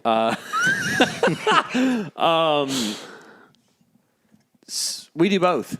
So I guess situationally, why would we do one or the other? Deer cart, usually whenever it's like fairly cartable terrain, is a big deal. If it's flatter ground or not hog rooted up, or you don't have a lot of creek crossings or whatever to where you're going, is a big deal. And I like taking them out whole because the meat usually stays cleaner that way. It's easier to keep clean, because the deer are packaged naturally, so you don't have to do as much to it. And deer carts make the load way easier because if you're quartering a deer, someone has to bear every pound of that deer out.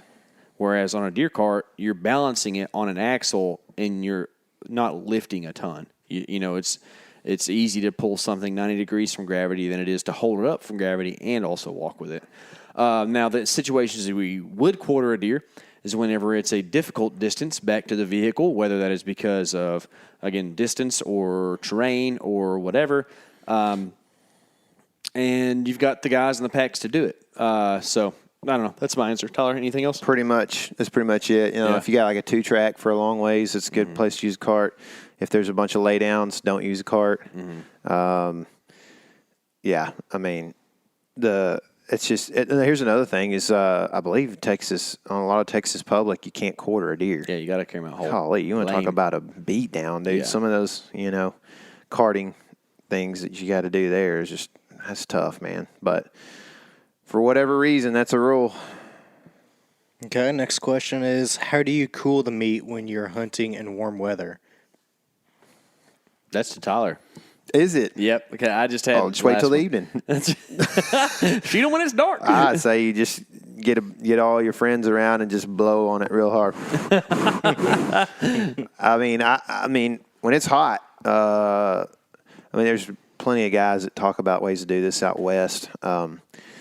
But really, the best idea is to get into shade. I know we didn't have a beautiful clear creek beside us when we were hunting Nilgai. And so we couldn't just soak the meat.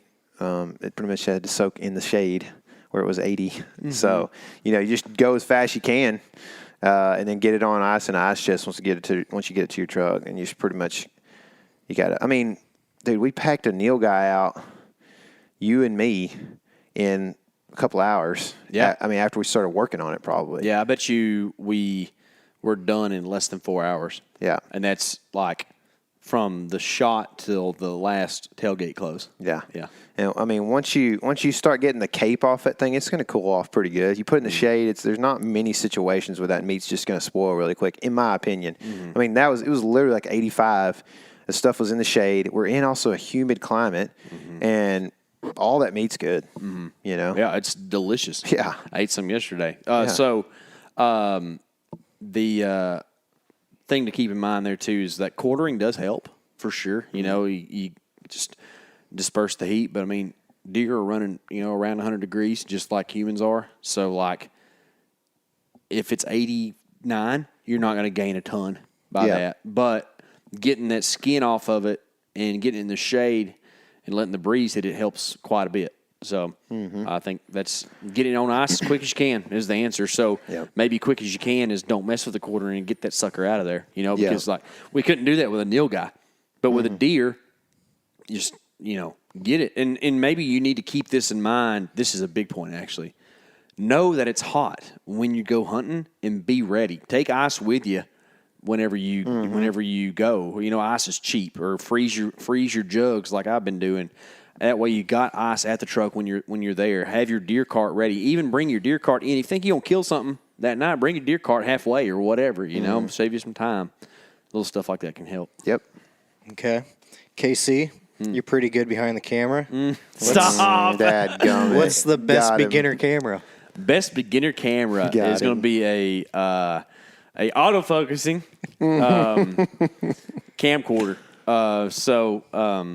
I started out with an AX100, which is a Sony, but any of those, you want something that's, truthfully, pay for something 4K because, goodness gracious, guys, we live in the world of 4K nowadays, it's not the Element does. The Element does. It's not that expensive, just understand you're going to spend a decent amount of money on it and go with it, right? You don't have to have slow-mo if you're just trying to film stuff for yourself and for your buddies to see and stuff like that, so get you something that is an autofocusing camcorder. It's going to be Here's you a Sony Handycam AX53 4K for $1,100 at Best Buy. So I think you get into something a little less expensive than that would work still. For sure. Yeah. Absolutely. You could. I'll be honest. If you want to get into this stuff, if you don't know where to start or whatever, I'd just start filming your stuff with an iPhone and learning from learning how to edit, and then you can really decide if you want to get into it. I'm the guy that like buys expensive stuff because I'm kind of hard headed, and I know that like I'll stay with things a lot of times. But I know a lot of people aren't like that. Like my wife, she doesn't need to buy an expensive thing to try to get into a new hobby because she just might not be doing it in a little way, a couple months or whatever. So.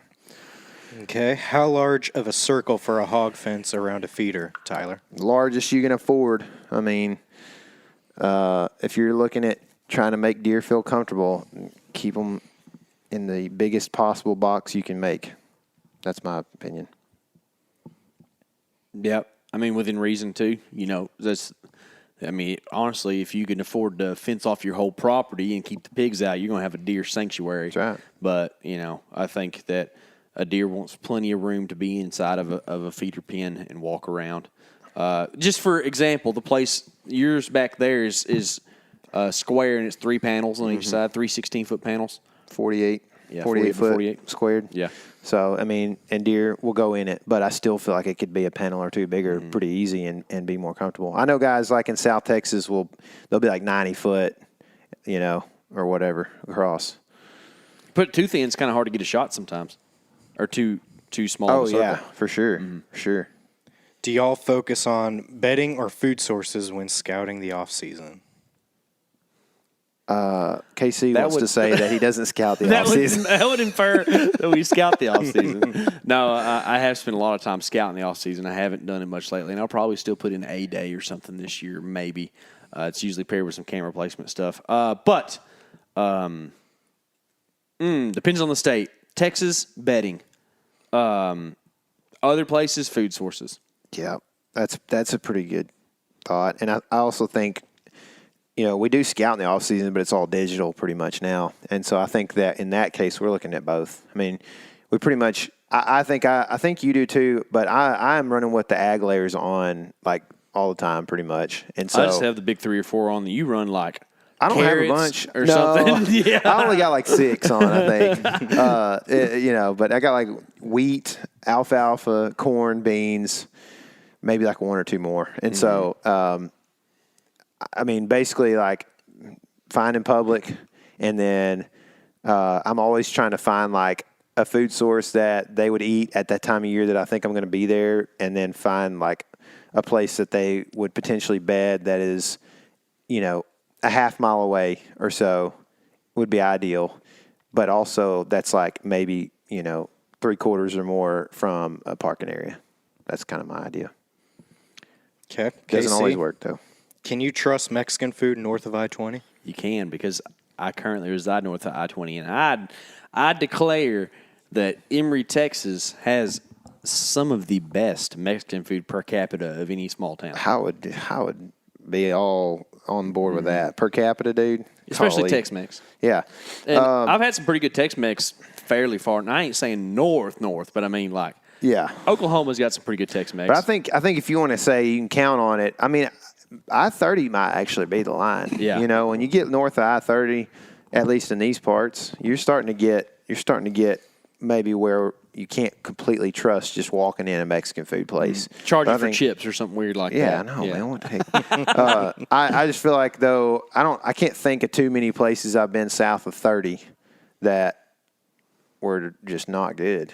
They're around for sure. They are, but if you want to, there's places probably even around I-10 that might be tough to find. Yeah. Hey, Greg and I went in a good place in Waco the other day. Ooh. It was good. I won't say the Waco? name because they get plenty of business anyway. So Yeah.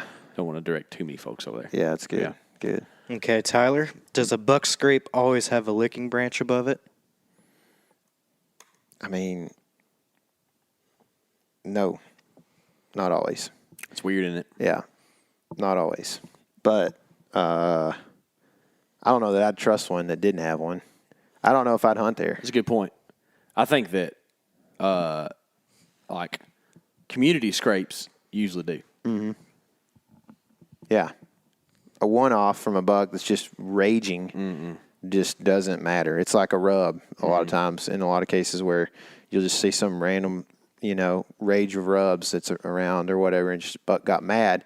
They just ran into each other, And one of them just got mad because he knew he couldn't beat the other one, but he's also real high on testosterone right now. So, yeah, I mean, but here's another thing: is I'm not sitting here trying to justify this dude's. He's walking around saying that's scrape. I mean, I don't know this guy, but like you get guys like, oh, look at that scrape, and it's like, actually, it's just a bald spot where the leaves got blown away, because it's clay underneath there or whatever. Like there's just random things that are not scrapes, but there are certainly scrapes. You got to just make sure there's like, actual scrape marks in it. Most of the time. The further plainsy you get, the less you'll see the licking branch for sure, but if you see like a overhanging branch from half a mile away, there's going to be a scrape there a lot of times too. Yeah, that's the one you want to trust, man. Those are landmarks, whereas a scrape's not a landmark. A licking branch is a landmark. Deer can see that from a long ways. So if we're thinking about hunting it, it probably needs a licking branch. Do you build a plan around rubs or log it as buck sign in that area? Is it important as scrapes? KC builds a plan around them. Now, we can't remember why you do, though. Well, I got to go back and listen to that podcast. We talked about this last October, I think, and had some revelatory thoughts on rubs, and I can't quite remember it. But I'll say this. I pay a lot more attention to them now than I did 1 year ago. And I'm particular about the rub. I almost can see a rub and just write it off right away and say, whatever. But like every once in a while I'll see one, I'm like, man, that one means something to me. Yeah. A lot of times signpost rubs are on perennial trails, and that's if you see it from 60 yards, then you need to be like, oh, well, maybe there's a trail there, and you go there and you find a trail, and then you figure out where that trail's going to or coming from, and it makes it worth building a plan around. So, yeah, I'm with you. Like, you got to see certain rubs, it's worth investigating, potentially building a plan around, but most of the time that plan has already been 80% built, because that's why I'm in the area, is I've already looked at maps and figured out that there's food over here and bedding over here or whatever. KC, how would I hunt water if I hunt a state park around a lake? Well, I would say that you have a lot of water to hunt.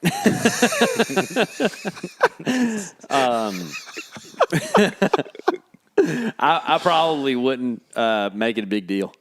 I probably wouldn't mess with it. I would focus, instead of trying to be like, oh, there's actually an underused water source right here, or it's gonna be so hard to just be like, oh, you know what? Water's a scarce resource right here in this little 5-acre area. It's further away from the lake. And, there's deer are going to find a place to drink. And honestly, unless you're in a fairly arid climate anyways, it's going to be pretty tough to make it a thing, I think. So not to burst the bubble here, but just for me, I probably wouldn't spend a lot of time thinking about water sources in that situation. I would find different things to focus on for sure, because the water's there. The one thing about it is I don't feel like deer drink out of lakes a whole lot, probably. So you're going to, if you know where a old stock tank is in the woods or something like that, and you really want to hunt water because it's hot, dry, or you're there early season or whatever, for whatever reason, then I would just say, well, that one stock tank in the woods could be a good spot because – here's the thing about lakes too. Sometimes the vegetation around lakes is really thick, and deer don't want to just try to bust through that stuff so they can get to the lake, and get some water. And I think there's also this thing in animals that's a little bit instinctual, that when they are drinking out of a big water body source, they're a little bit freaked out. I think it's like, you see the African stuff, right? Yeah. I think it's a little bit of that going on where they just, it's the same thing. Like, why does a deer not want to be at a feeder that bad? I mean, that deer may have never actually seen a person or been shot at, and it's still kind of wigged out when it comes to a feeder. Just something instinctual knows. And I think the same thing happens at big water body sources where, Lake Placid is on their mind or whatever. And Yeah, maybe the thing is, if you're dead set on hunting water, find a little cove or something, a little inlet where the little deer, creek kinda like a coming in. spot that they'll hit the edge of that lake more or something like that. Okay, next question is, what are some things to consider packing out a deer instead of dragging? okay. Some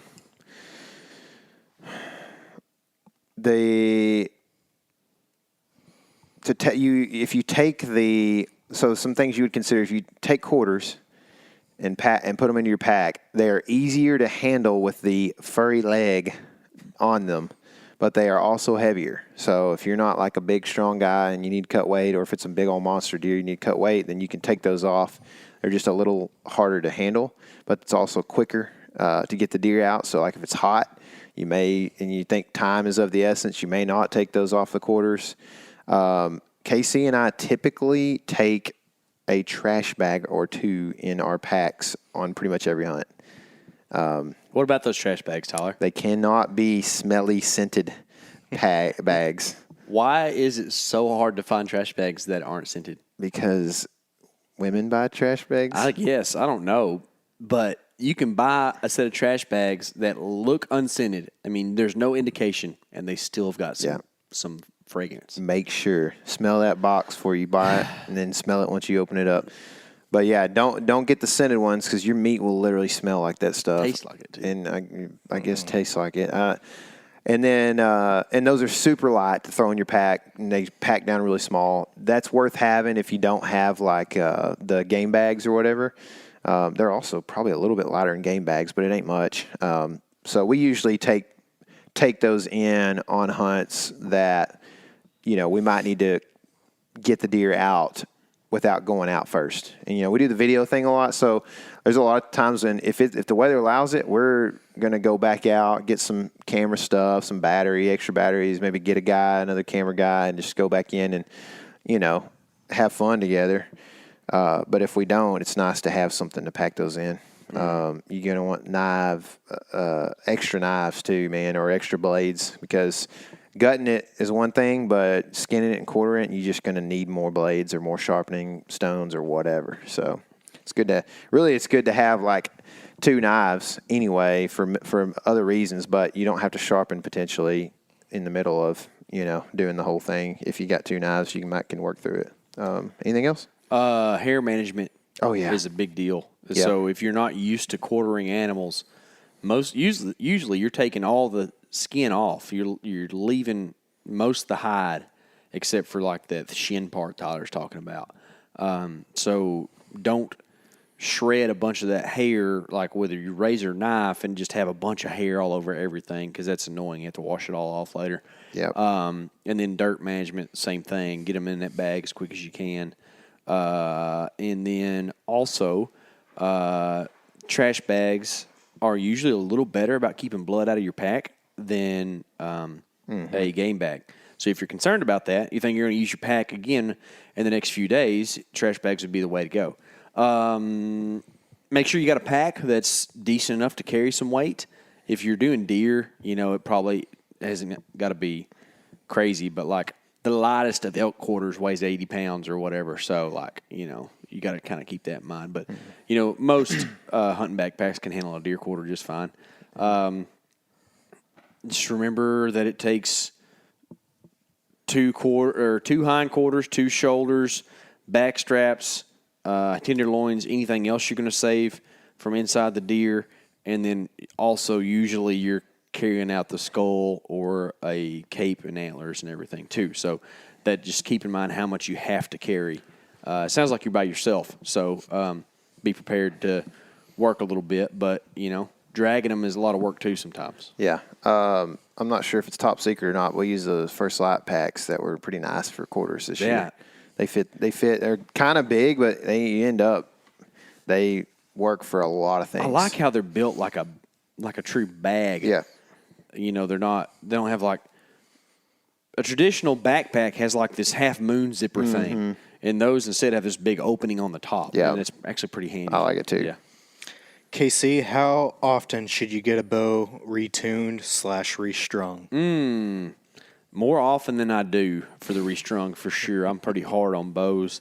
Tuning wise, I would say you need to just develop an eye for an out of tune bow.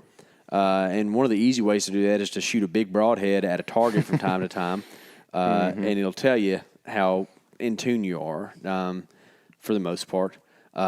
So I would say if you want to just take all the details out of it, make sure your bow's tuned up before deer season, and then maybe like after the rut, go kind of check it out again, potentially. You know, if you're a guy who doesn't know that much about bows, it's always good to find somebody who does. Yeah, I think we encounter a lot of changing conditions.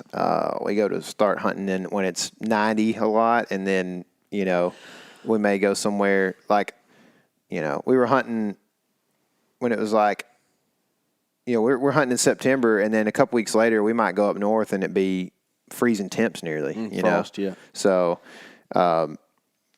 it's just, yeah, it is like, it's one of those things where I personally am going to take my bow to the shop and shoot it through paper more often this year during the season, just as a check, because it gave me a really close call that didn't go my way in Oklahoma this year, and it frustrated me, and it was a tuning issue. So I'm just going to probably check it pretty often, but I know that, you know, it's a little different for a guy who doesn't have a whole lot of free time to do that kind of stuff. Yeah, so. and it's that time is money thing kind of comes back to this stuff too, where it's like if you don't have a lot of time, maybe spend a little bit more on your components to make sure that it's not stuff that will knock around and stuff. Yeah, good strings and whatever else. Yeah. Yep. Okay. KC, is water better to hunt in the early season, rut, or late season? In my opinion, early season. But I don't have a ton of experience hunting water. I have done it a decent amount. Although I did kill a deer December 30th on a water pattern, which is wild, but that was in severe drought. So really the scarcity of water matters more than anything, I think, in usually early season. I will say this. I think people overestimate, and even the best at it, overestimate the effect of temperature on how badly deer need water. I don't think deer need water any more or less that much than on a hot day versus a cold day, because they eat a ton of green stuff and they get a lot of water from that, no matter if it's hot or cold or whatever. So I think that when they need water is whenever it's like a drought or high exertion, which in comes the rut, right? So that's my thoughts on it. Yeah, there's more green stuff when it's not a drought. Is there a way for me to, if I wanted to watch you shoot that buck over water in December, is there a way for me to do that? You can actually. You can go to the Element YouTube channel and go. I don't remember how. Oh, how my do phone's you, dead now, so I can't look it huh? up. Yeah. I'll you answer and I'll. Yeah, I'll so give my you a- answer to this is also, I feel like early season as well. I feel like in late season, you've had some snows and some melting, and you potentially have more precipitous landscape. And in the early season, you coming out of summer, you might have had a drier landscape. So that's one thing. I feel like the rut is just to me, it doesn't currently make a whole lot of sense to hunt water in the rut, because deer just don't even care about themselves. If you're hunting bucks, at least, they just don't care, man. They don't eat nothing. They don't hardly drink nothing. I mean, they got to get a little bit, but it's just, they're not even going to spend much time at that stuff. Everything they do is kind of on the way to check does. So, like, you may have a water source that was good in the early season. Well, it may not be worth anything in the rut because it's not on a major trail that goes down a creek system or, goes through thick doe bedding or whatever. And so that deer is not going to find water by going to his favorite secluded little water hole. He's going to find water by crossing, a little draw that's got a little water in the bottom of it as he's on his way to a big doe bedding area. So, dude, you're right. In the rut, they treat it like marathon runners. Mm-hmm. They just get a drink as they're going. And the same thing with food. It's like they're doing it on the run. Nameless, one-eyed Jack, both eating dead leaves in November because they're not going to. They're not changing their course. Dude, there's plenty of stuff to eat around there. And they are not changing their course because they're following does or going looking for does. And so they're just eating a snack of a Rice Krispie, with no sugar on it. Jaw-dropping footage, Oklahoma public land buck. That's the name. That's the name. That's Go the check title. it out. Tyler and I are sitting behind this big old buck in the dark. It's pretty cool. Yeah, that's an awesome video. So yeah, I'd say preseason Okay. Tyler, or early season, not pre. best time of the day to visit a pond or small creek? When the deer's there, for sure. Is this for scouting purposes or what? What's that question in relation to? I'm not sure, but I feel like it's this guy's saying when does a deer show up at a water Okay, you source? answer that. Okay. I think that a deer shows up potentially at a water source most of the time right after dark. That's what probably would be my I would say that's probably the case. main thought there. If you're going to say scouting, I would go like late morning because deer in general are the least active late morning all season long. Doesn't matter what's going on. Yeah. Like, if you're going to say hours, like 10:30 till noon, that's like the time to get your sandwich out. So it's time to go to the water source and check it out. Yep. Okay, KC, when you're choosing a bow, how important is ATA to you, considering you're shooting out of a saddle? I don't think about it too much for the saddle stuff. It probably could make a difference if you're shooting like a 36 ATA or something really long. But, I mean, you're going to have to maneuver whether it's a long-limbed bow or a short-limbed bow. Now, where I will say would be difficult is like a traditional bow that's really long, right? But I don't think about it for that question. What I do think about is I actually like a longer ATA bow because I feel like they're more stable in hand, especially at full draw. So if you're hunting out of a semi-stable situation like a saddle, it's good to have some stability in your archery setup. I think about the ATA thing a little more probably when I'm thinking about hunting from the ground.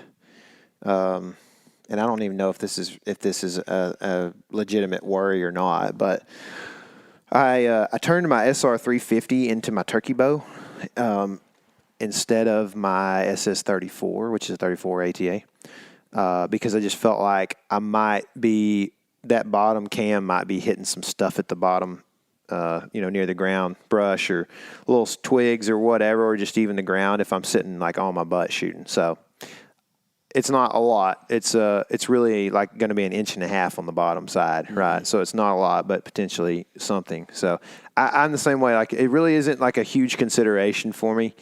I think anywhere between 29 and 34, which is what most bows are, like you're talking about just a few inches of difference on one end or the other. Tyler, do you set 3 or 4 sticks at once or one at a time? One at a time, like going up and down. Yes. Every time you set a stick. Yeah. When I was self-filming, you can go back and see some of this stuff from like 2019, especially where we were both self-filming, but we were, split up, self-filming. We'd be on the same trip, but we decided, hey, we both want to hunt.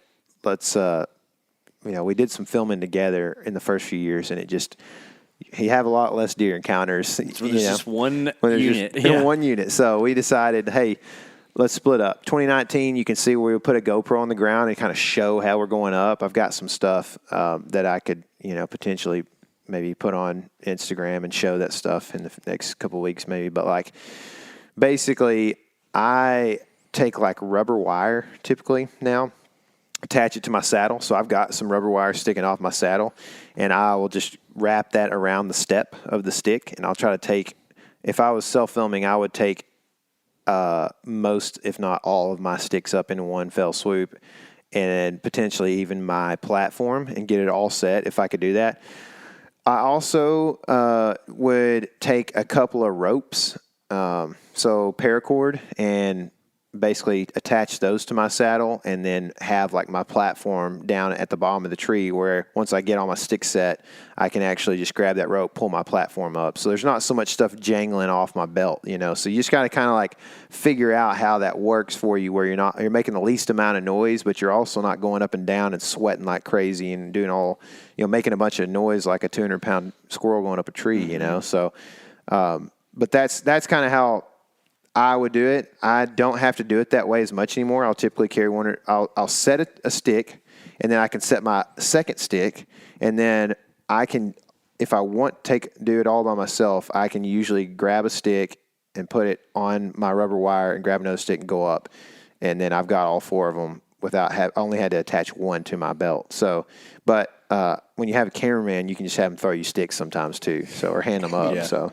We're not hanging super high a lot of times either. I mean, I'm not. So, you know, it's not like he's chunking this thing 16 foot up in the air to me. It's he's handing it to me a lot of times. Mm-hmm. That's pretty much I'm on par. Same thing. When we hunted by ourselves, I used to go up and down some, and I hated it because you just get sweaty. I would typically the only reason I'd go back down or try to make the only reason I go back down for my bow and or pack. Yeah.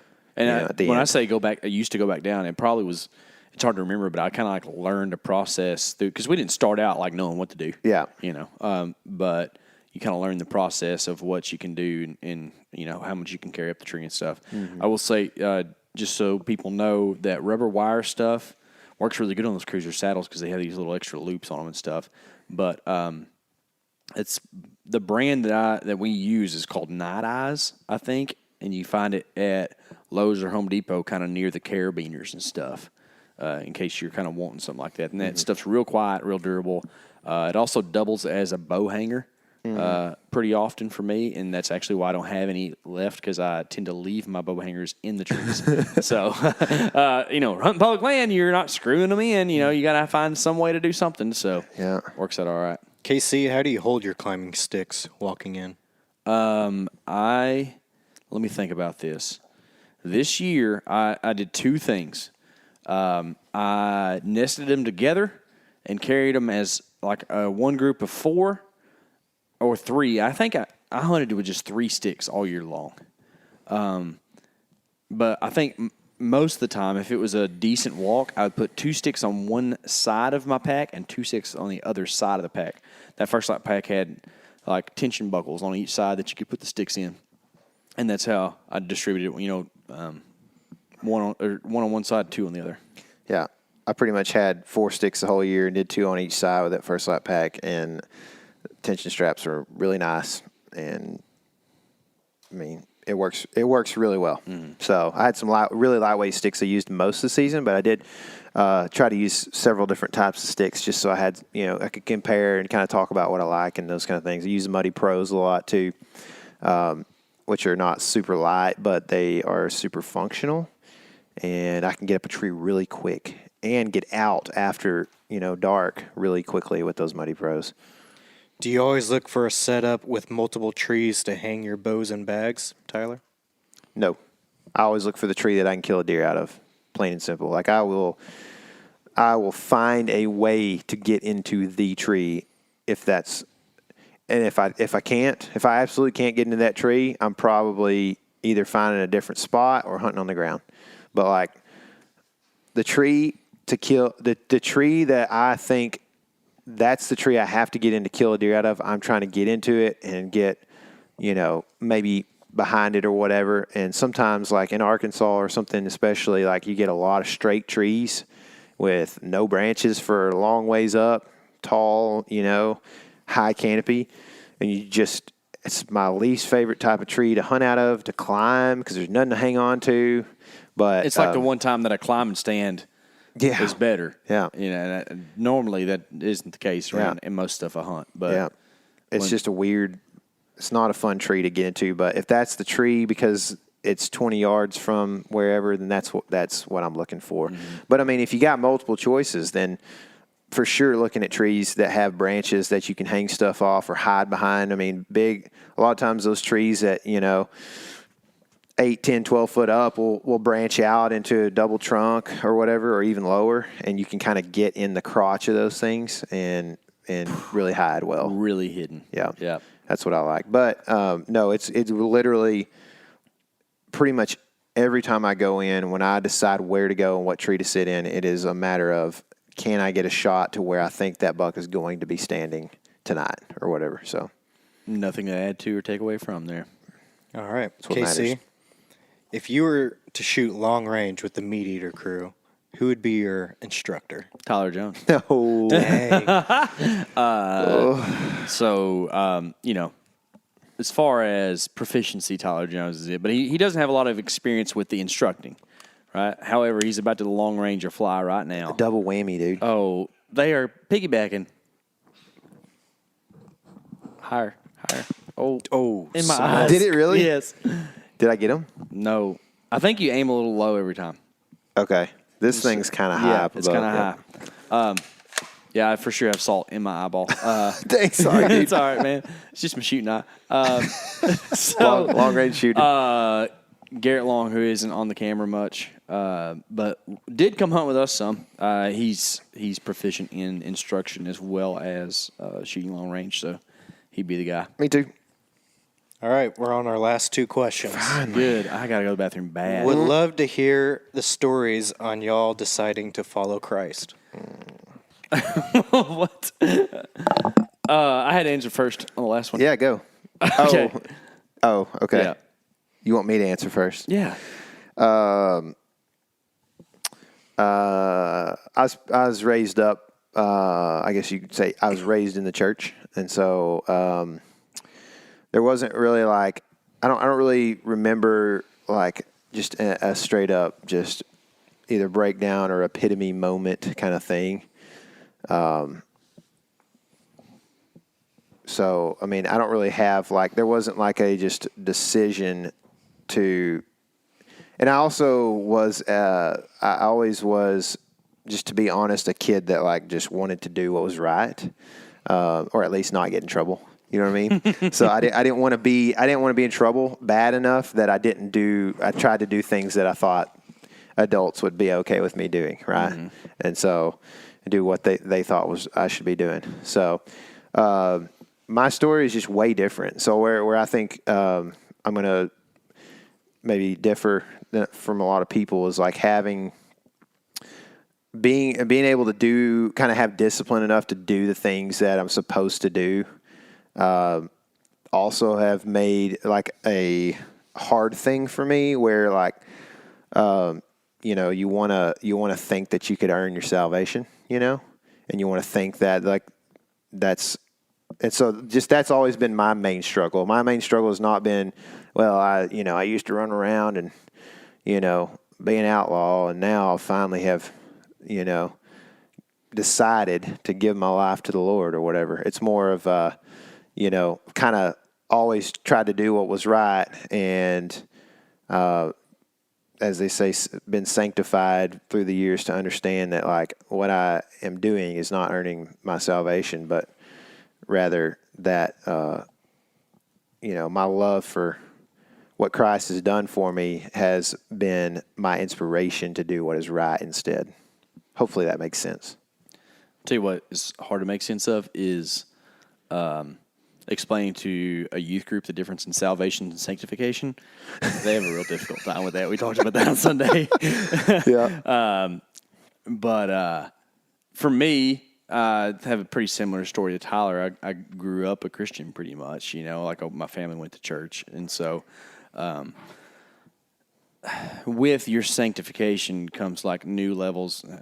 Enlightenment is hard to say because that gets borrowed from other religions as well. But like just a deeper understanding of God's love for us. Now, to give it a basis, I was 7 when I decided I was a Christian and I wanted to be baptized. So for me, knowing that Jesus was the Son of God and we had to have him for salvation, had to have his death, burial, and resurrection, those are the things that made me know I was a Christian, and I was prepared to do that at a young age. I think we actually talked about this in extent on Sunday, how people think that you need to be an adult to become a Christian, and that's not really the case at all. Now, however, it would seem that people who are, how can I say that right? Oftentimes, when people become adults as a Christian, become Christians as an adult, they seem to have a greater vigor and are more on fire. It probably has something to do with that prefrontal cortex thing that people talk about, but at the same time, God's will is God's will. And, like, if you're meant to be a Christian your whole life or know that you're saved your whole life, then, like, that's the way it is. So I don't want to dive too far into that because I know we're, like, super long into this. But I guess what I'm saying is, like, yeah, that's when I was like 7. Mm-hmm. So it doesn't take a lot, right? Mm-hmm. And I think that too. There's this whole sentiment. I'm going to get into some marriage advice here, where this gets kind of weird. But I've been thinking about this a lot. People think that, like, you don't know who you are until you're in your mid-20s because your brain isn't fully developed and this and that and the other. And whether it's marriage or Christianity, and for me, those things are very intertwined. What a better way to, like, develop who you are than to make it with your Savior, or if you're talking about just a marriage situation with your partner, like, yeah, I was an idiot when I was 18, but I'll tell you what, like, man, if I had, a wife to grow with as opposed to go through a bunch of growing pains, it would would have been way better for me. I'm not saying that's that way for everybody, but it is that way for everybody. I had a wife to go through it with, and there's still growing pains. Oh, for sure. I understand what you're saying. Some of the most regretful things in my life have happened with my wife. Maybe the most regretful things, Yeah. So it's just, whereas, like, the shame that you have sometimes in that age of your life is more just, like, involved with you or, maybe your friends or whatever at the time. But, like, yeah, it's definitely convicting. Yeah. I would say the greater thought there is there's no age restriction on a lot of that stuff. Don't get married when you're 12, right? But, you know what I'm saying. Like, when you know. Brings us to the last question. Guess Michael has to wait a few years. Yeah, sorry, Mike. Inside joke, Tyler. No, everybody knows he's not 12. Do they? All right. I don't know. The last question is, share a Bible verse that's personal to you. These are so hard for me. I mean, to me, like, the Bible is not about me. So I don't know how, like, what the question exactly means, but I do know that, like, I try not to take Bible verses and make them about me. You definitely, want to apply them to your life a lot of times, right? There's an application, but the Bible, let's not be confused, is about Jesus Christ from start to finish, Old Testament, New Testament. So, I think that with that in mind, I would say there's a few that we've been learning. I learn with my kids a new Bible verse about every 10 days or so. On the way to school, we work on it for 10 days or so, and then they usually get it down, and we go on to the next one.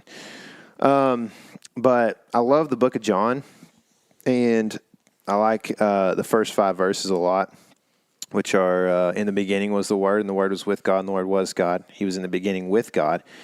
In him was light, and that light was light, or that life, and the life was the light, and the light shines in the darkness, and the darkness has not overcome it. So, the light of men, that is. So, with that, I like a couple of things about this. First, the Word is a capitalized W, and the Word is known to be Jesus in the beginning with God, which I love.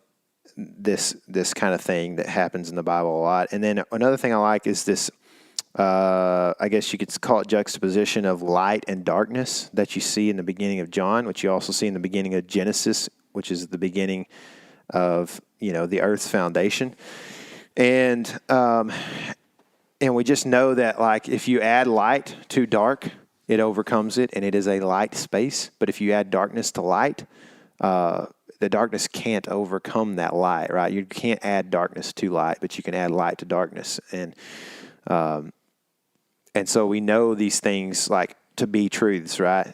There's other things that I won't get into politically right now that we know to be truths that people are trying to distort, and it doesn't make sense to most people. And you can see that in some of the things that have happened recently, that most people aren't out there just causing a big scene and trying to disrupt like basic humanity truths or whatever. So I like John a lot, but I really like those first few verses, which are very inspirational to me, because it just is, like I said, the book of the Bible is about Jesus, and Jesus is mentioned as being there in the beginning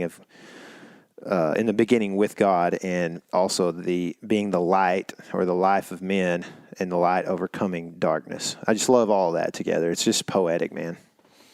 So it's great stuff there, man. And I think that one of the modern mistakes of the church is making the Bible about ourselves. And we're all, well, I try not to speak in absolutes. A lot of us, especially me, are guilty of that from time to time. But it's hard to not put yourself in situations that are in the Bible, because it is written for us to read as a testament to Christ, right? Mm-hmm. So, like, there's some level of self-reflection in there, and there's instructions for us in there as well. Recently, one of the ones that's really popped out to me because of a lot of different things, right? But whether that's like the political nature of the culture we live in, my personal experiences with being a teacher, like all this stuff kind of comes into play. With Matthew 18, the first part of it is, at that time the disciples came to Jesus and said, "Who then is the greatest in the kingdom of heaven?" And he called a child to himself and set him among them and said, "Truly I say to you, unless you change and become like children, you will not enter the kingdom of heaven. So whoever will humble himself like this child, he is the greatest in the kingdom of heaven. And whoever receives one such child in my name receives me. But whoever causes one of these little ones to believe in me, to sin, it is better for him to have a heavy millstone hung around his neck and that he be drowned in the depths of the sea." Pretty difficult last verse there, but a lot of things here come up where we were just talking about a while ago how like it doesn't take much to be a believer. Jesus says right here even that children can be believers, and so like there's this level of adulthood that we're all striving for, and like maturity and prowess and all that, and then just like the Bible, the Word always does, it flips that up on its head and says, actually, you need to become childlike, right? You have to have this certain nature about you that's not highly valued in our society, right? Like people of value in society and culture now are people with experience, people who are knowledgeable, people who have been there, done that, this, that, and the other. And you can go on and on about the different qualities of a child, and it's kind of almost assumptive as to what Jesus is talking about here. But in general, what we're saying is that, like, man, you need to be lowly and realize that you are lowly. There's no child out there that's trying to pick a fight with a grown man because they know they can't win, right? And Jesus is saying... Except for Journey. Well, always trying to pick a fight with me. But like... No, I know what you're saying. Yeah, though. there's a level here of understanding. Because that's what the disciples are doing, or the apostles here. They're like, hey... who's going to be the top dog up there? Like we all walk around with you every day. Who's going to be the one that gets, this is kind of a reoccurring theme here or whatever. But then the latter part of that really speaks to me of like the millstone thing. And it's such a dangerous thing. As a teacher, or maybe dangerous isn't the right thing. It's such a interesting thing to think of how much of a responsibility you have to lead. And then still, like with our culture today, some of the things that are being said and done to, and children that are manipulated by, is just pretty terrible. Anyways, that's one that I've been real interested in lately and thinking a lot about. Yeah. Can I just also kind of say that the question is a great question. I appreciate it being asked, and I didn't mean to come off as like it shouldn't have been asked that way. I was more making a point for anybody who might be listening that, because I understand what he's saying with the personal thing. It's not, I was more making a point for other people. So I really appreciate that question. It's a really great question, man. Appreciate y'all asking faith-based questions too. I'm really interested in deer hunting. I'm even more interested in our eternity, man. Me too. So let's keep it up. Me too. That's all of them. Oh, all right. Remember to open your Bible and remember, this is your element. Live in it.